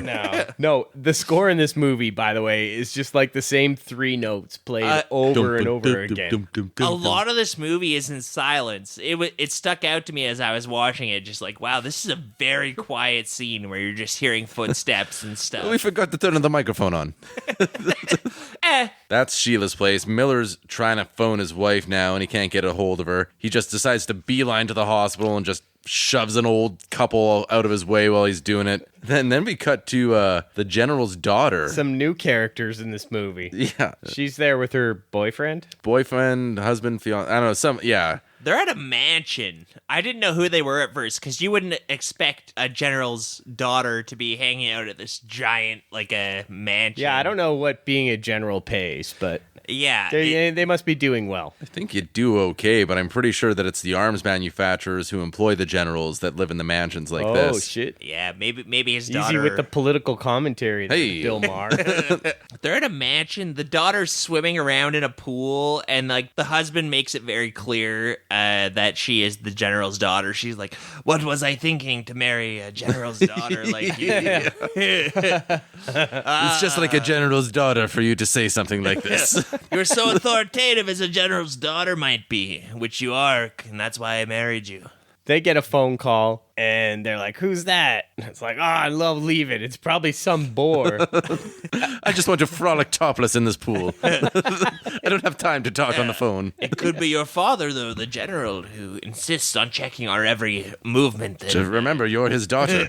they don't answer the call, and then this soldier just walks in from stage left. He's just like, walks in, and he's like, "I have to take you. I commandeer you right away." I've been watching you swim this entire time. They don't want to go with the soldier. Just clobbering each other over the head to be the one to guard the general's daughter. Yeah, I'll take that gig. Yeah. That's a really sweet It's gig. pretty good. She's in a bikini, especially exotic in the 1970s. Or... Not in Italy, pal. While this phone, she goes to take the phone call, and then these zombies cut the phone line, and it turns Yeah. into like Assault on Precinct 13 for a second, where they just start kind of sieging this this mansion. Definitely the cleverest thing the zombies do in this. Cutting a phone line, that's out of pocket for zombies. Yeah. Whatever it oaf. takes to rip her top off and expose her breasts. That's what these zombies are willing to do. If we cut the phone line, she can't call for additional braziers. We can. Could be a brassiere salesman on the other end. Cut it quick. Oh, those brazier salesmen are such bores. I have no need for them. This is the boobiest movie we've watched for this podcast. Hands down. By a lot, yeah. Yeah. Which is kind of a shame. We'll have to make a point. That'll be one of our high and low categories. Will be booby, high, low. Maybe we should do Sallow or 120 Days of Sodom for a high. Yeah. That's a movie with boobs and poop and everything, dicks, and it would be highbrow. That would be a little too much like watching home movies for me. No, thank you. Mitchell's exercising his right to veto. Gentlemen, I've seen this before in my personal collection. So back to the hospital. Miller gets there and he wants to see his wife, but she's busy. And we overhear some people being like, "Hospital's low on blood for transfusions. Where's all the blood? Is somebody been drinking all our this? fucking blood?" Yeah.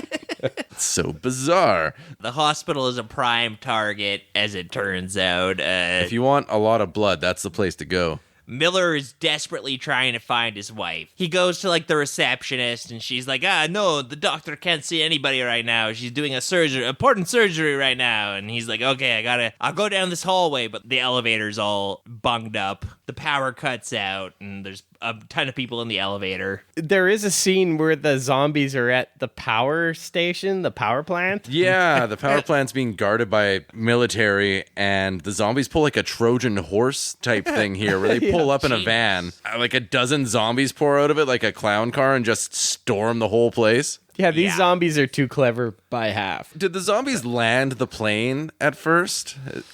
Or was the pilot Yes. trying to make an emergency landing or They something? must have. This professor that Miller was supposed to investigate was some radiation expert. Maybe this professor created these zombies on this airplane and then landed it with the intention of spreading. We don't know. It's as mysterious as Dawn of the Dead. In Night of the Living Dead, there was a release that was like George Romero didn't have a hand in it, where they tried to explain the origin of the zombies. Their explanation was that a space probe returning from Venus let off some radiation that created the zombies. God damn it, do we ever not need an explanation? Yeah. Which was You know never what's George the best Romero's explanation intent. is like no explanation or just people ruminating or thinking. It doesn't matter why they got out. What matters is interrogating what happens to people in society when they're faced with that conflict and that crisis. That being said, there are some zombie movies that I really like. Return of the Living Dead, we brought it up a bunch. We know exactly where those zombies came from. Yeah, but that And it movie's doesn't matter. scary in a different way. Yeah. That's more of a pandemic movie. Like, there is no stopping this. Like, even if you fucking incinerate them, you can't stop them. I've never heard anyone say this, like Dan O'Bannon or any of the creators involved, but it's almost like a critique of the military-industrial complex, because the zombies in that movie are like a military project, and then the military gets involved and causes the zombies to spread further, and maybe They nuke the city. and they nuke the city, and then Which that they just were makes more the than happy zombies, to do. because they Yeah. spread further after that. They keep going. They keep killing and killing and killing. Yeah, insatiable. So in Nightmare City, we go to the military base, and then we see these generals. They're just being like, "Oh, I can't tell the public yet." Blah, blah, blah. Just They're still fucking pointing at tables. yeah. So back at the hospital, there's no power. The elevators are out. People are doing surgeries by flashlight. The zombies are raiding the hospital blood bank. And this is when Anna's running around. She goes back to her two patients that we met earlier. The sad sack Phil and the cute teenager who just really so badly wanted to live. I just want to play soccer again, Dr. Anna. I love to dream. Jim! Oh no, Jim! And their throats are cut open.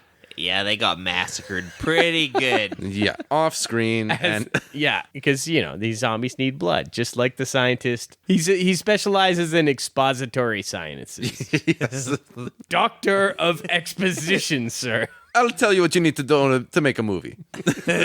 Just so you understand what's happening in the movie. This man here needs stitches. No, I only do exposition. If you don't need expository dialogue, then I suggest you seek a physician. I'm not that kind of doctor. I'm not even a doctor. They just gave me this white coat, and I give exposition. Anyway, Miller finds his wife, Anna, and they're reunited at last. Zombies then burst into the operating room, and the surgeon throws a scalpel into a zombie's throat. This is pretty gnarly. Like this, Nice. the surgeon doesn't even blink. It just like it could have been like an orderly coming in to He's a fucking ninja. yeah, it's like whoop, Probably half the orderlies on his staff have that little scar mark on their neck. yeah. You always knock before you go into Dr. Bernardi's operating room. You don't go in unannounced. It could be the difference between a scalpel in the neck or a boiling hot tea in the face. You're getting one or the other. Your choice. So yeah, full-on zombie outbreak in the hospital, and the people are losing their shit on the elevator. They're getting lowered, and there's like a zombie that's lowering the elevator. He's like working the shaft. He's up in the wiring, like twisting the pulley of the elevator to lower it. Yeah, everybody's running out of the hospital. There's crowds of nurses that are getting their tops ripped off. Oh! One nurse gets pulled into like a lake at a certain point, so she's got like the wet t-shirt thing going on. It's just like draped over, and she's like a pretty blonde nurse. The zombies actually... She's running away for a while, and like this zombie's eating one nurse outside. He's eating a different nurse entirely. Then he sees the more pretty nurse. Yeah, the more pretty one. He stops eating that nurse, and he goes and chases the more pretty one. Like, I want your boob. I want to see your boobs. Chases her into a lake. These zombies are like Vonn as a teenager, just like lots of biting, lots of blood. Did you see the guy that jumps out because that girl's getting chased, the most attractive nurse? And there's a guy, he just looks exactly like Polly Walnuts. He pops out, he's like, hey. Polly Walnuts tries to stop that zombie that's chasing her. And the zombie just fucking knifes him. And keeps on going. That's what I love about these zombies is like it's not like Dawn of the Dead or other ones where it's like just like the closest thing is what they're gonna eat. They'll just like kill whatever's in their way. And Yeah. He just fucking knifed that fucking Polly Walnuts, leaves him for dead, and keeps chasing the fucking pretty nurse. They want to kill everybody, but they only want to eat the ladies with the nicest cleavage. Yeah. And you can tell it's the nicest cleavage because they gotta rip the blouses off. Let me expect. Gotta have a look. Then we go back to the military base, and after I don't know how much deliberation, the situation is hopeless. The people in the elevator, though. I don't know if we mentioned the people in the elevator. There's an old lady in that elevator who's having like a panic attack. It's pretty tense. She didn't know she was shooting a movie that day. She just went to the hospital. And Yeah. They just crammed an old lady in there with 12 people, and she had a panic attack. But That's production value. And Miller and his wife, Anna, they get outside and they manage to get into a car. Miller does like a fucking Jean-Claude Van Damme flying kick on this one zombie in pretty the sweet. face. He gets like special forces badass at a couple times throughout this movie where Out of no nowhere. reason. Yeah. And like all it was missing is the triple cut where you get to see it from 3 different angles. Yeah. You're like, is this guy like the nebbish journalist who's like committed to ethics, or is he like the guy who can headshot a million zombies? Turns out he's both. He's both. Yeah. If you So want the to be military ethical, you need to have good aim. So the military finally declares a state of emergency, whatever that fucking means. They've been Not much. They just saw it happen in Dawn of the Dead, so they figured that's what should happen. they did it in America. Dr. Exposition's like, I've seen zombie movies before. I think this is the next thing we need to do. I have an idea, gentlemen. Dr. Exposition, go back into the movie room. Come back with a proper plan. Did those Romero movies have a plan for defeating the zombies? Let me get back to you in 45 minutes. Dr. Exposition's got like one of those pipes, but bubbles just come out of it. It's like a child's bubble pipe. Excuse me, gentlemen. I believe I have the solution to our problem.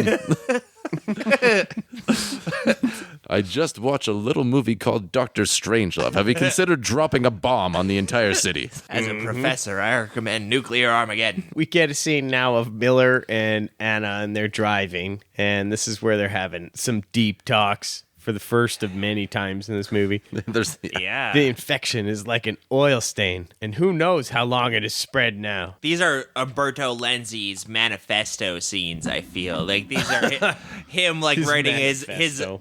opinions about society and stuff. Miller's like, what is this? Like, why is this happening? And then Miller's wife is like, well, it's all cyclical, you understand. Like, a man will eventually become evil and eat himself, and then he comes out on the other side, and they have, like, discussions about technology and stuff, where she's on the side of, like, oh, it's not the technology that's evil, it's man who's misusing the technology that's evil, and there's a bit of that going on here. It's pretty, not that compelling. No, It's like, pretty not that compelling.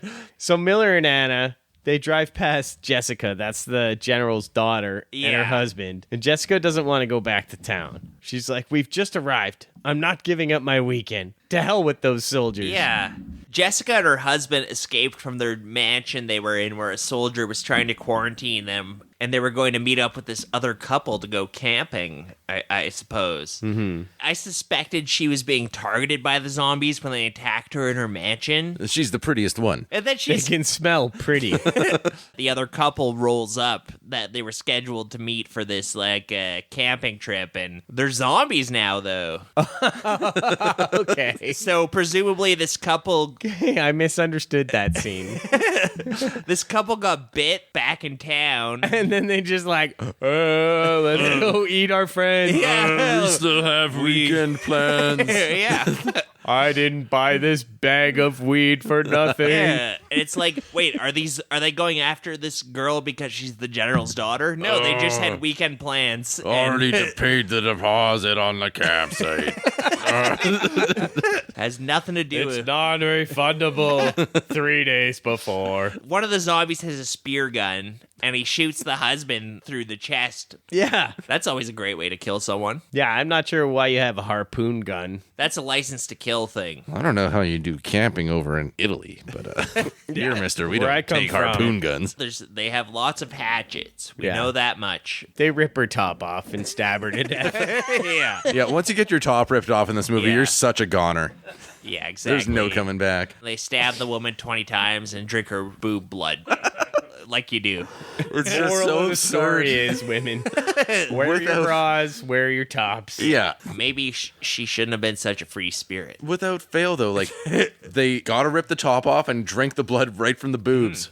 I mean, it makes sense. You look at a Gatorade bottle. You're not going to drink from the bottom of the bottle. You're going to drink from the part that The looks nipple. like it's meant to be drank from. What's that part again? the pointy part.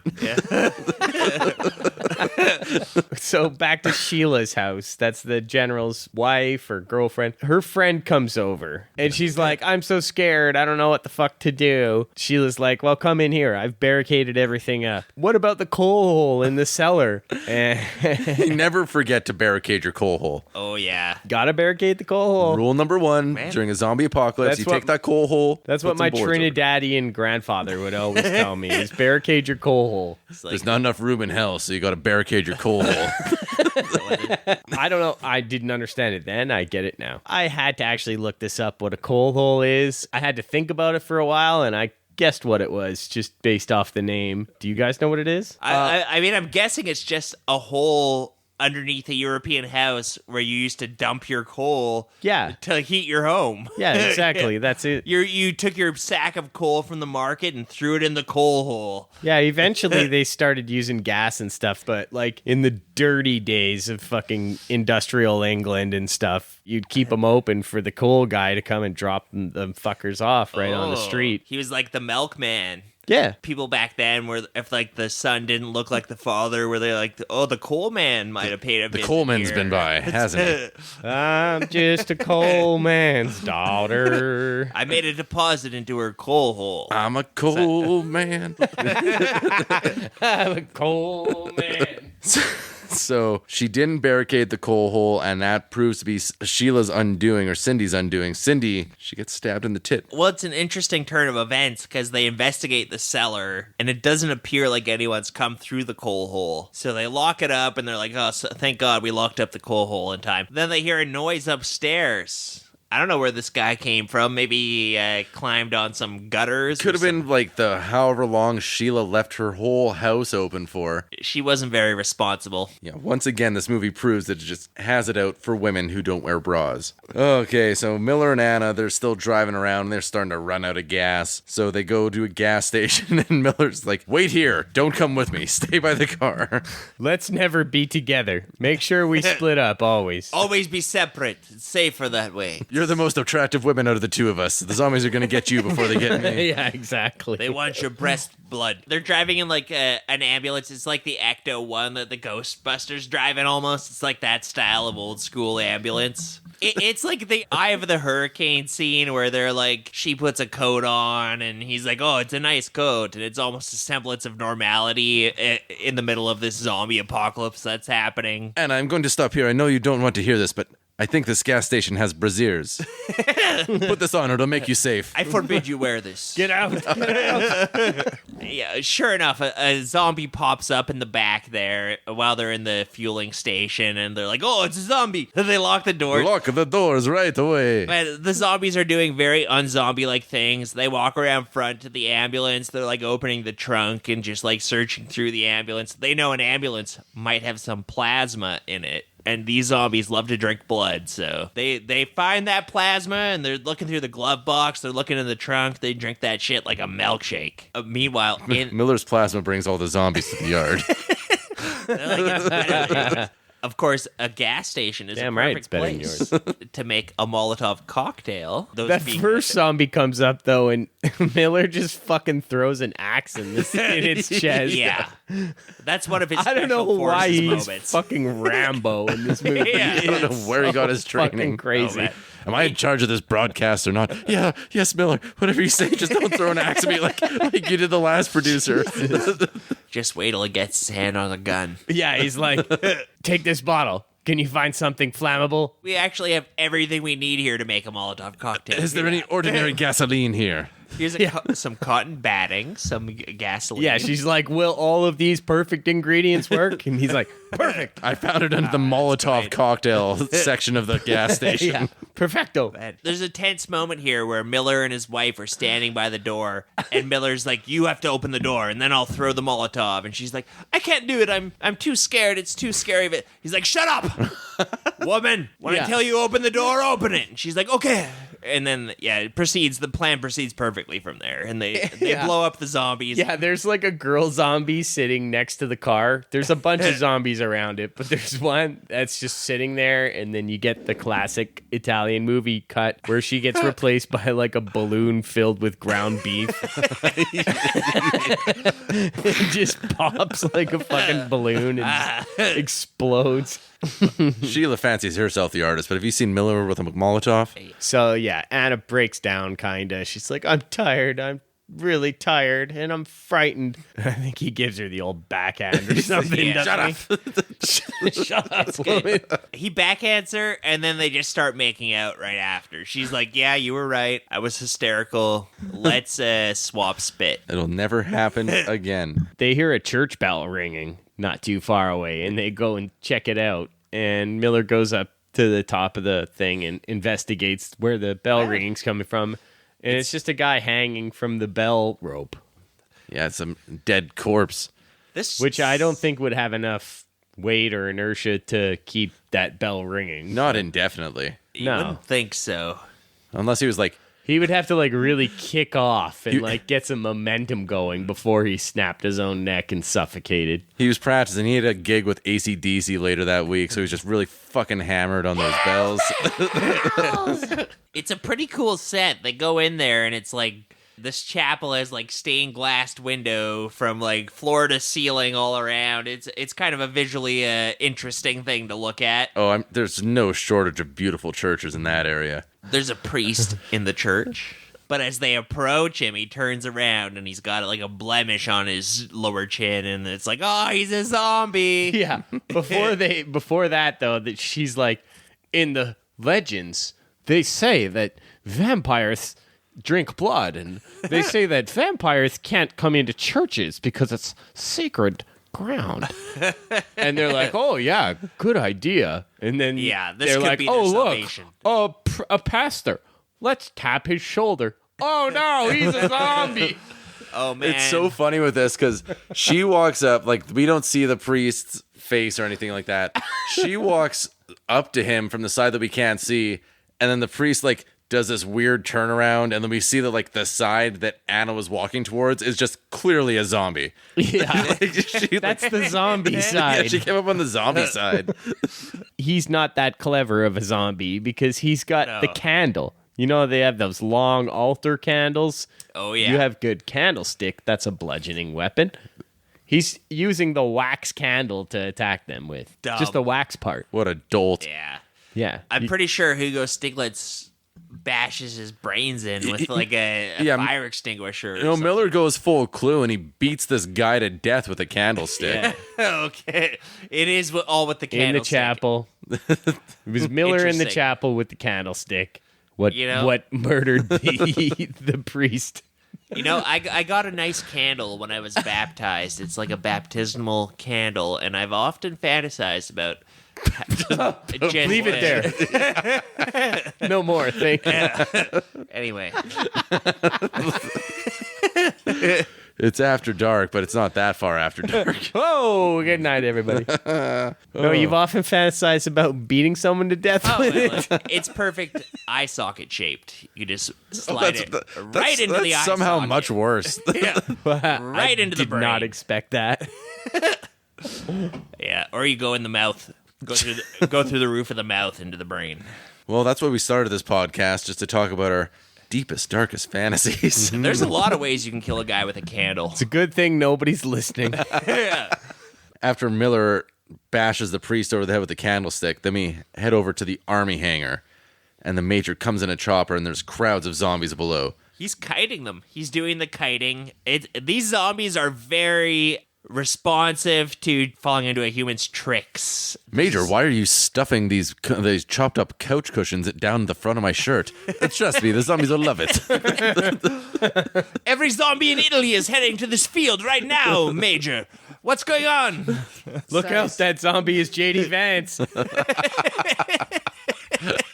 So I guess he was looking for air reinforcement from this base, right? And he's basically finding it's overrun with zombies and everybody's fucking dead. It's too late over there. The zombies have taken over everything. But at a certain point, the military leadership here lost communication with the president, with the civilian leadership of the country, and they were like, okay, well, I guess the defense of the country is on our heads now. Well, we happen to have this fleet of bombers. This is one thing this movie does that's kind of cool, is that there is like an airfield with like 12 bombers in it. An Italian movie can pull this off sometimes. Like, there is a helicopter flying around. Like, there is some cool military vehicles and stuff like that. Oh, routinely. Maybe And hell, blow them up. Who fucking cares? blow 'em It's Italy. No one's calling on them for help. I'm sure Umberto Lenzi was like, hey, there's an airfield with like 24 Italian bombers near where we're filming the scene. How many do they need, really? 20? Let's go 19? film a scene there.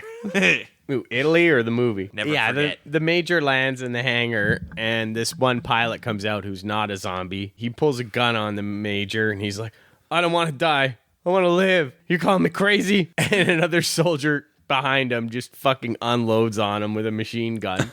Wow. It's all falling apart. A major gives an order and a guy doesn't follow it? What's going off? We don't have chain of command. Are we really that much different than those zombies? No, we're no different than a goose at that point. General's calling Major. He's like, return to base. Your mission is useless now. So with no planes to deliver the antitoxin This gas. general kind of sucks. He's like, it's hopeless. The mission is useless. I know. This is like Denethor. My figurines, I didn't have this plan on my figurine map. I did the best I could. I poked my figurines with a stick. I'm all out of ideas. Proceed to curl up in the fetal position and wait for death. Pretty much. General Murchison, he decides to see the zombies as a civil rebellion. They want to let the infection spread as a form of social cleansing. Smart. So the Major's like, God help us all.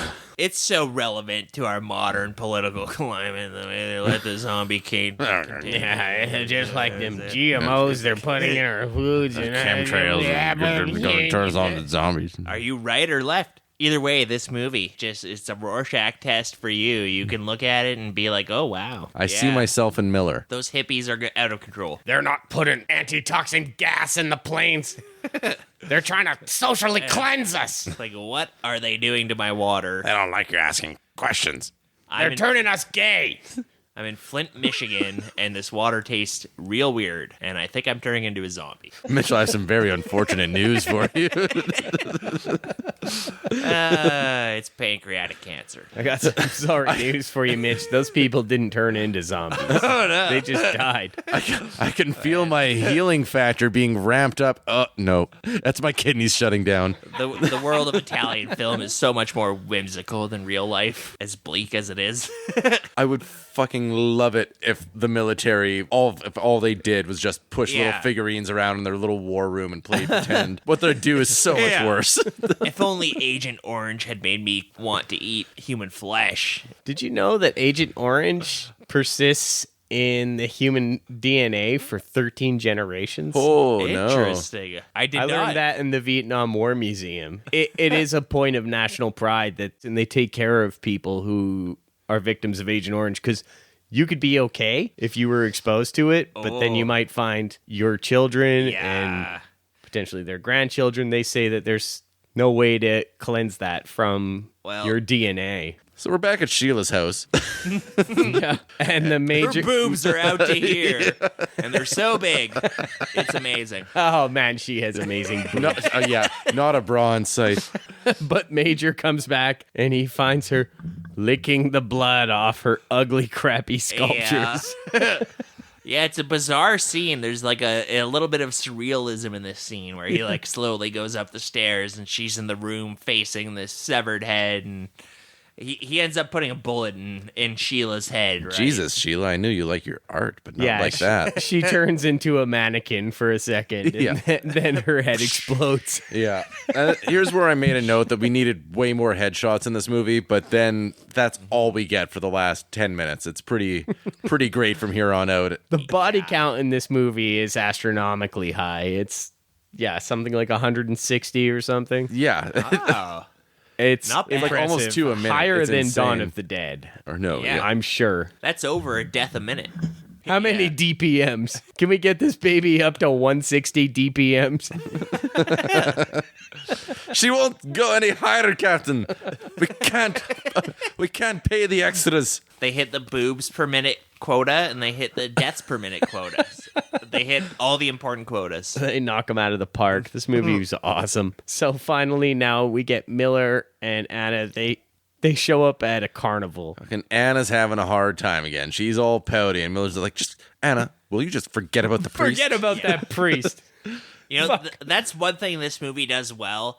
It's pretty predictable. Like, there's good gore and good violence, but it's like a supremely predictable movie. But it does throw in some cool locations. Like, it'll throw in a Hercules cargo plane. It's cool to have zombie stuff happen at a carnival with roller coasters and stuff. It's an interesting locale. You know what's going to happen. It's the same thing that's happened in every other scene, but it's... Mitch, what have we just been saying? We love this movie. You don't have to defend it to us. Guys, come on.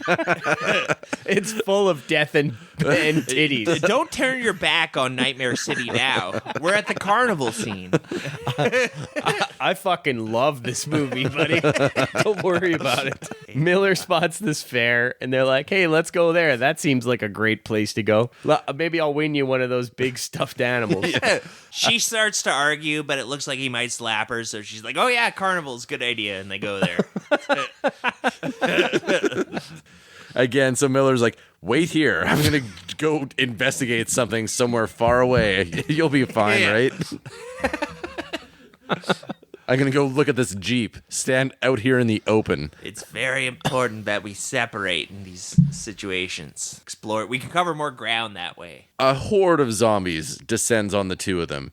And Miller, in the Jeep, he finds a rifle and he just starts smashing zombies' heads in with the butt of the rifle. And then it turns out that he's like an A1 marksman and just starts picking off zombies left and right. Oh, yeah. Yeah, he's straight Rambo. He's better than Lee Harvey Oswald here. He's cracking headshots left, right, and center. They're climbing up the Ferris wheel. I think it's a roller coaster. Roller coaster, right, yeah. Pretty He's cool. got grenades. Yeah. Did he get those in the Jeep? I think don't know so. where I don't know, but those fucking came But from. he got a lot of grenades. It's like a bucket full of grenades. He's just tossing them all over the He place. just keeps throwing fucking grenades at these things and blowing them to smithereens. And this every roller time he coaster. empties the magazine on another gun, he's just massacring zombies. He like does the feeble little gun throw, and it takes one more zombie out. Be like, Oh, my only weakness. My cerebral A cortex. lobbed assault rifle.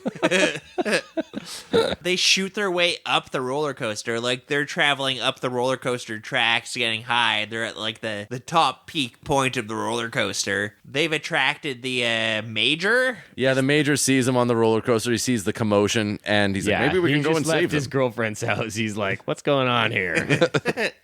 Maybe there's somebody still alive somewhere. Let's pull them out of there. But Major, is it worth it? What if they're already infected? Just do what I tell you. Major, God damn it, don't make me slap you. Major takes out his binoculars. He sees Dr. Miller's boobs, and he's like, yes, it is worth it. I will fly over there and rescue her. God, the women in this movie, they're not safe from the zombies. They're not safe from the men. They're just... I know we brought up that, like, a woman being trapped in the woods with either a bear or a man, and he'd rather have it be a bear. 100%. Yeah. This movie's another good example why Bear or Italian man. I'm not even close. A finer distinction, I think. That like definitely tips the scales when you put it like that.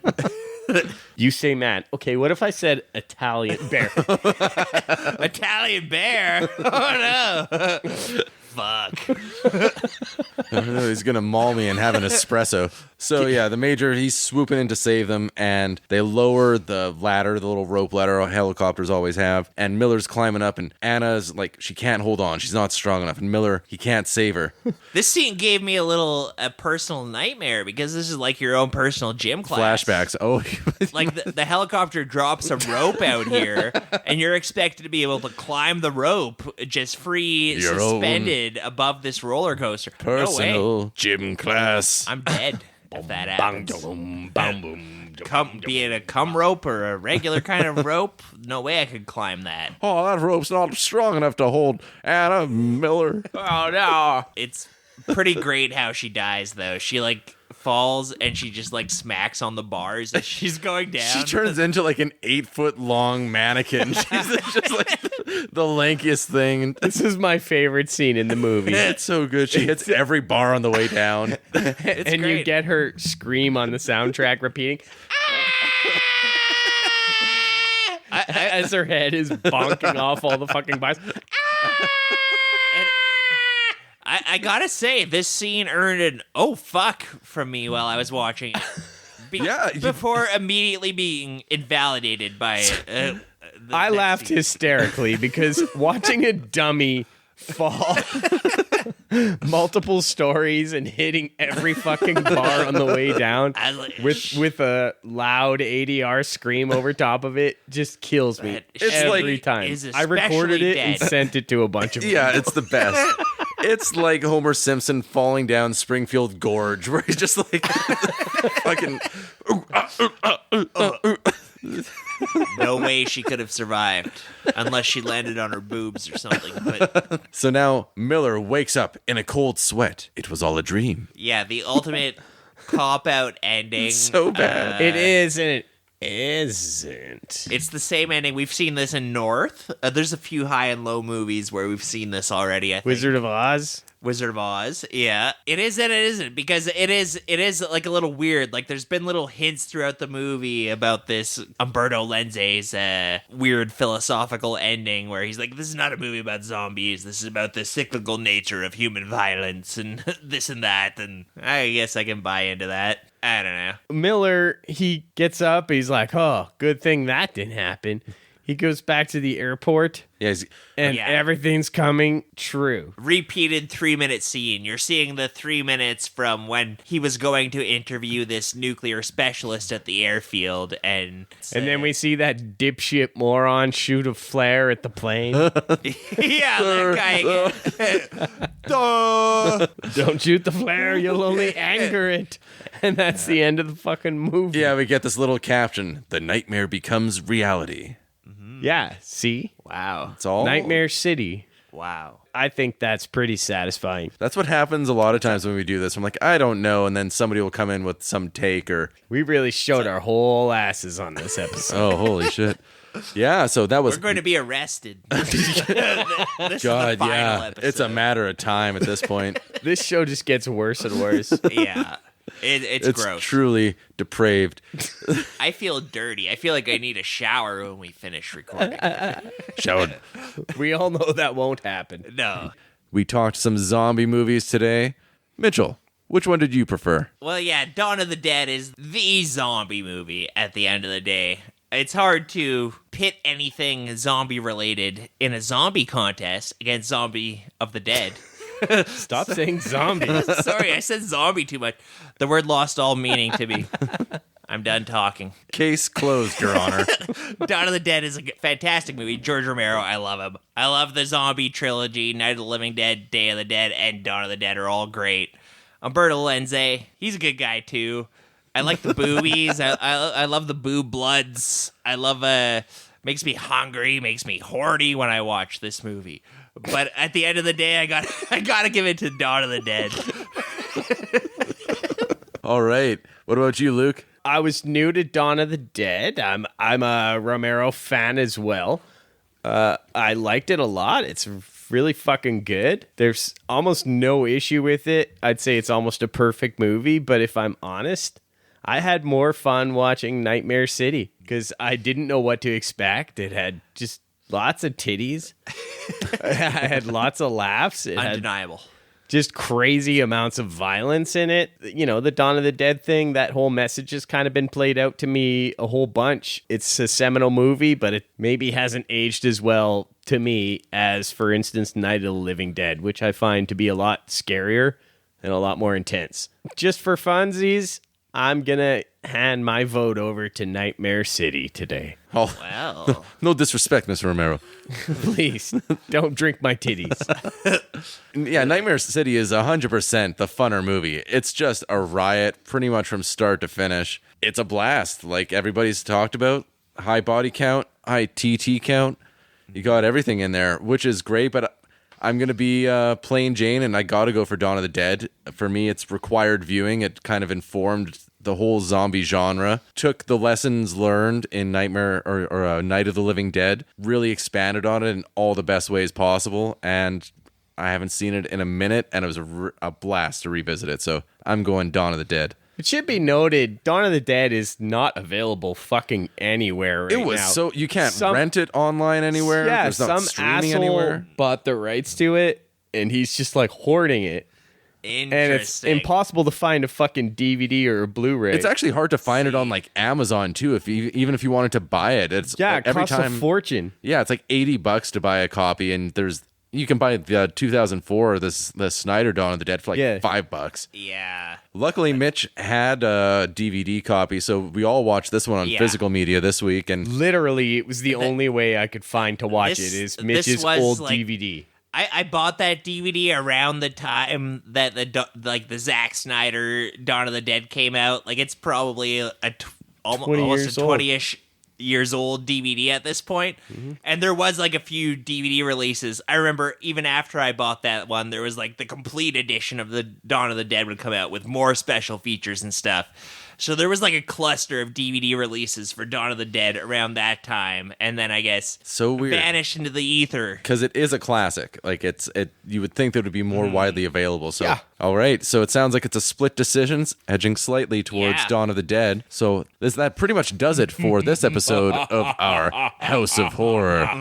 Mitchell, what are we doing next time to bring us all home? I don't know what we're gonna do, but I found this little thing. I was walking in the woods and I found this VHS tape, and it looks like a home recording, and it's got a little label on it, and written on the label, I've got a Blair Witch Project and Ghost Watch, and I think we're gonna put this little VHS tape into our VHS player, which we have. I think it's called a VCR. I can't remember exactly. The technology's Well, if you just found that Well, I footage, just blew all my my eyes. Blew all the dust out of my VCR. how's Luke bad gonna luck. watch the movie when he's blinded? I'm blind. I'm blind. We'll describe it to him. Described video. We're going to be doing a couple found footage movies. Found footage means they're real. Yeah, I found it in the woods. Blair Witch Project and Ghost Watch. So check it out next time on the High and Low podcast. All right. If this has been something you enjoyed, please rate, review, and subscribe. Share this podcast to any lowlives you might know. Till next time, when we're talking about Blair Witch Project and Ghost Watch, I'm Vonn Ghoulziola. I'm Spook Slowbood. I'm Mitch Hell McDisaac. Smell you later. Woo.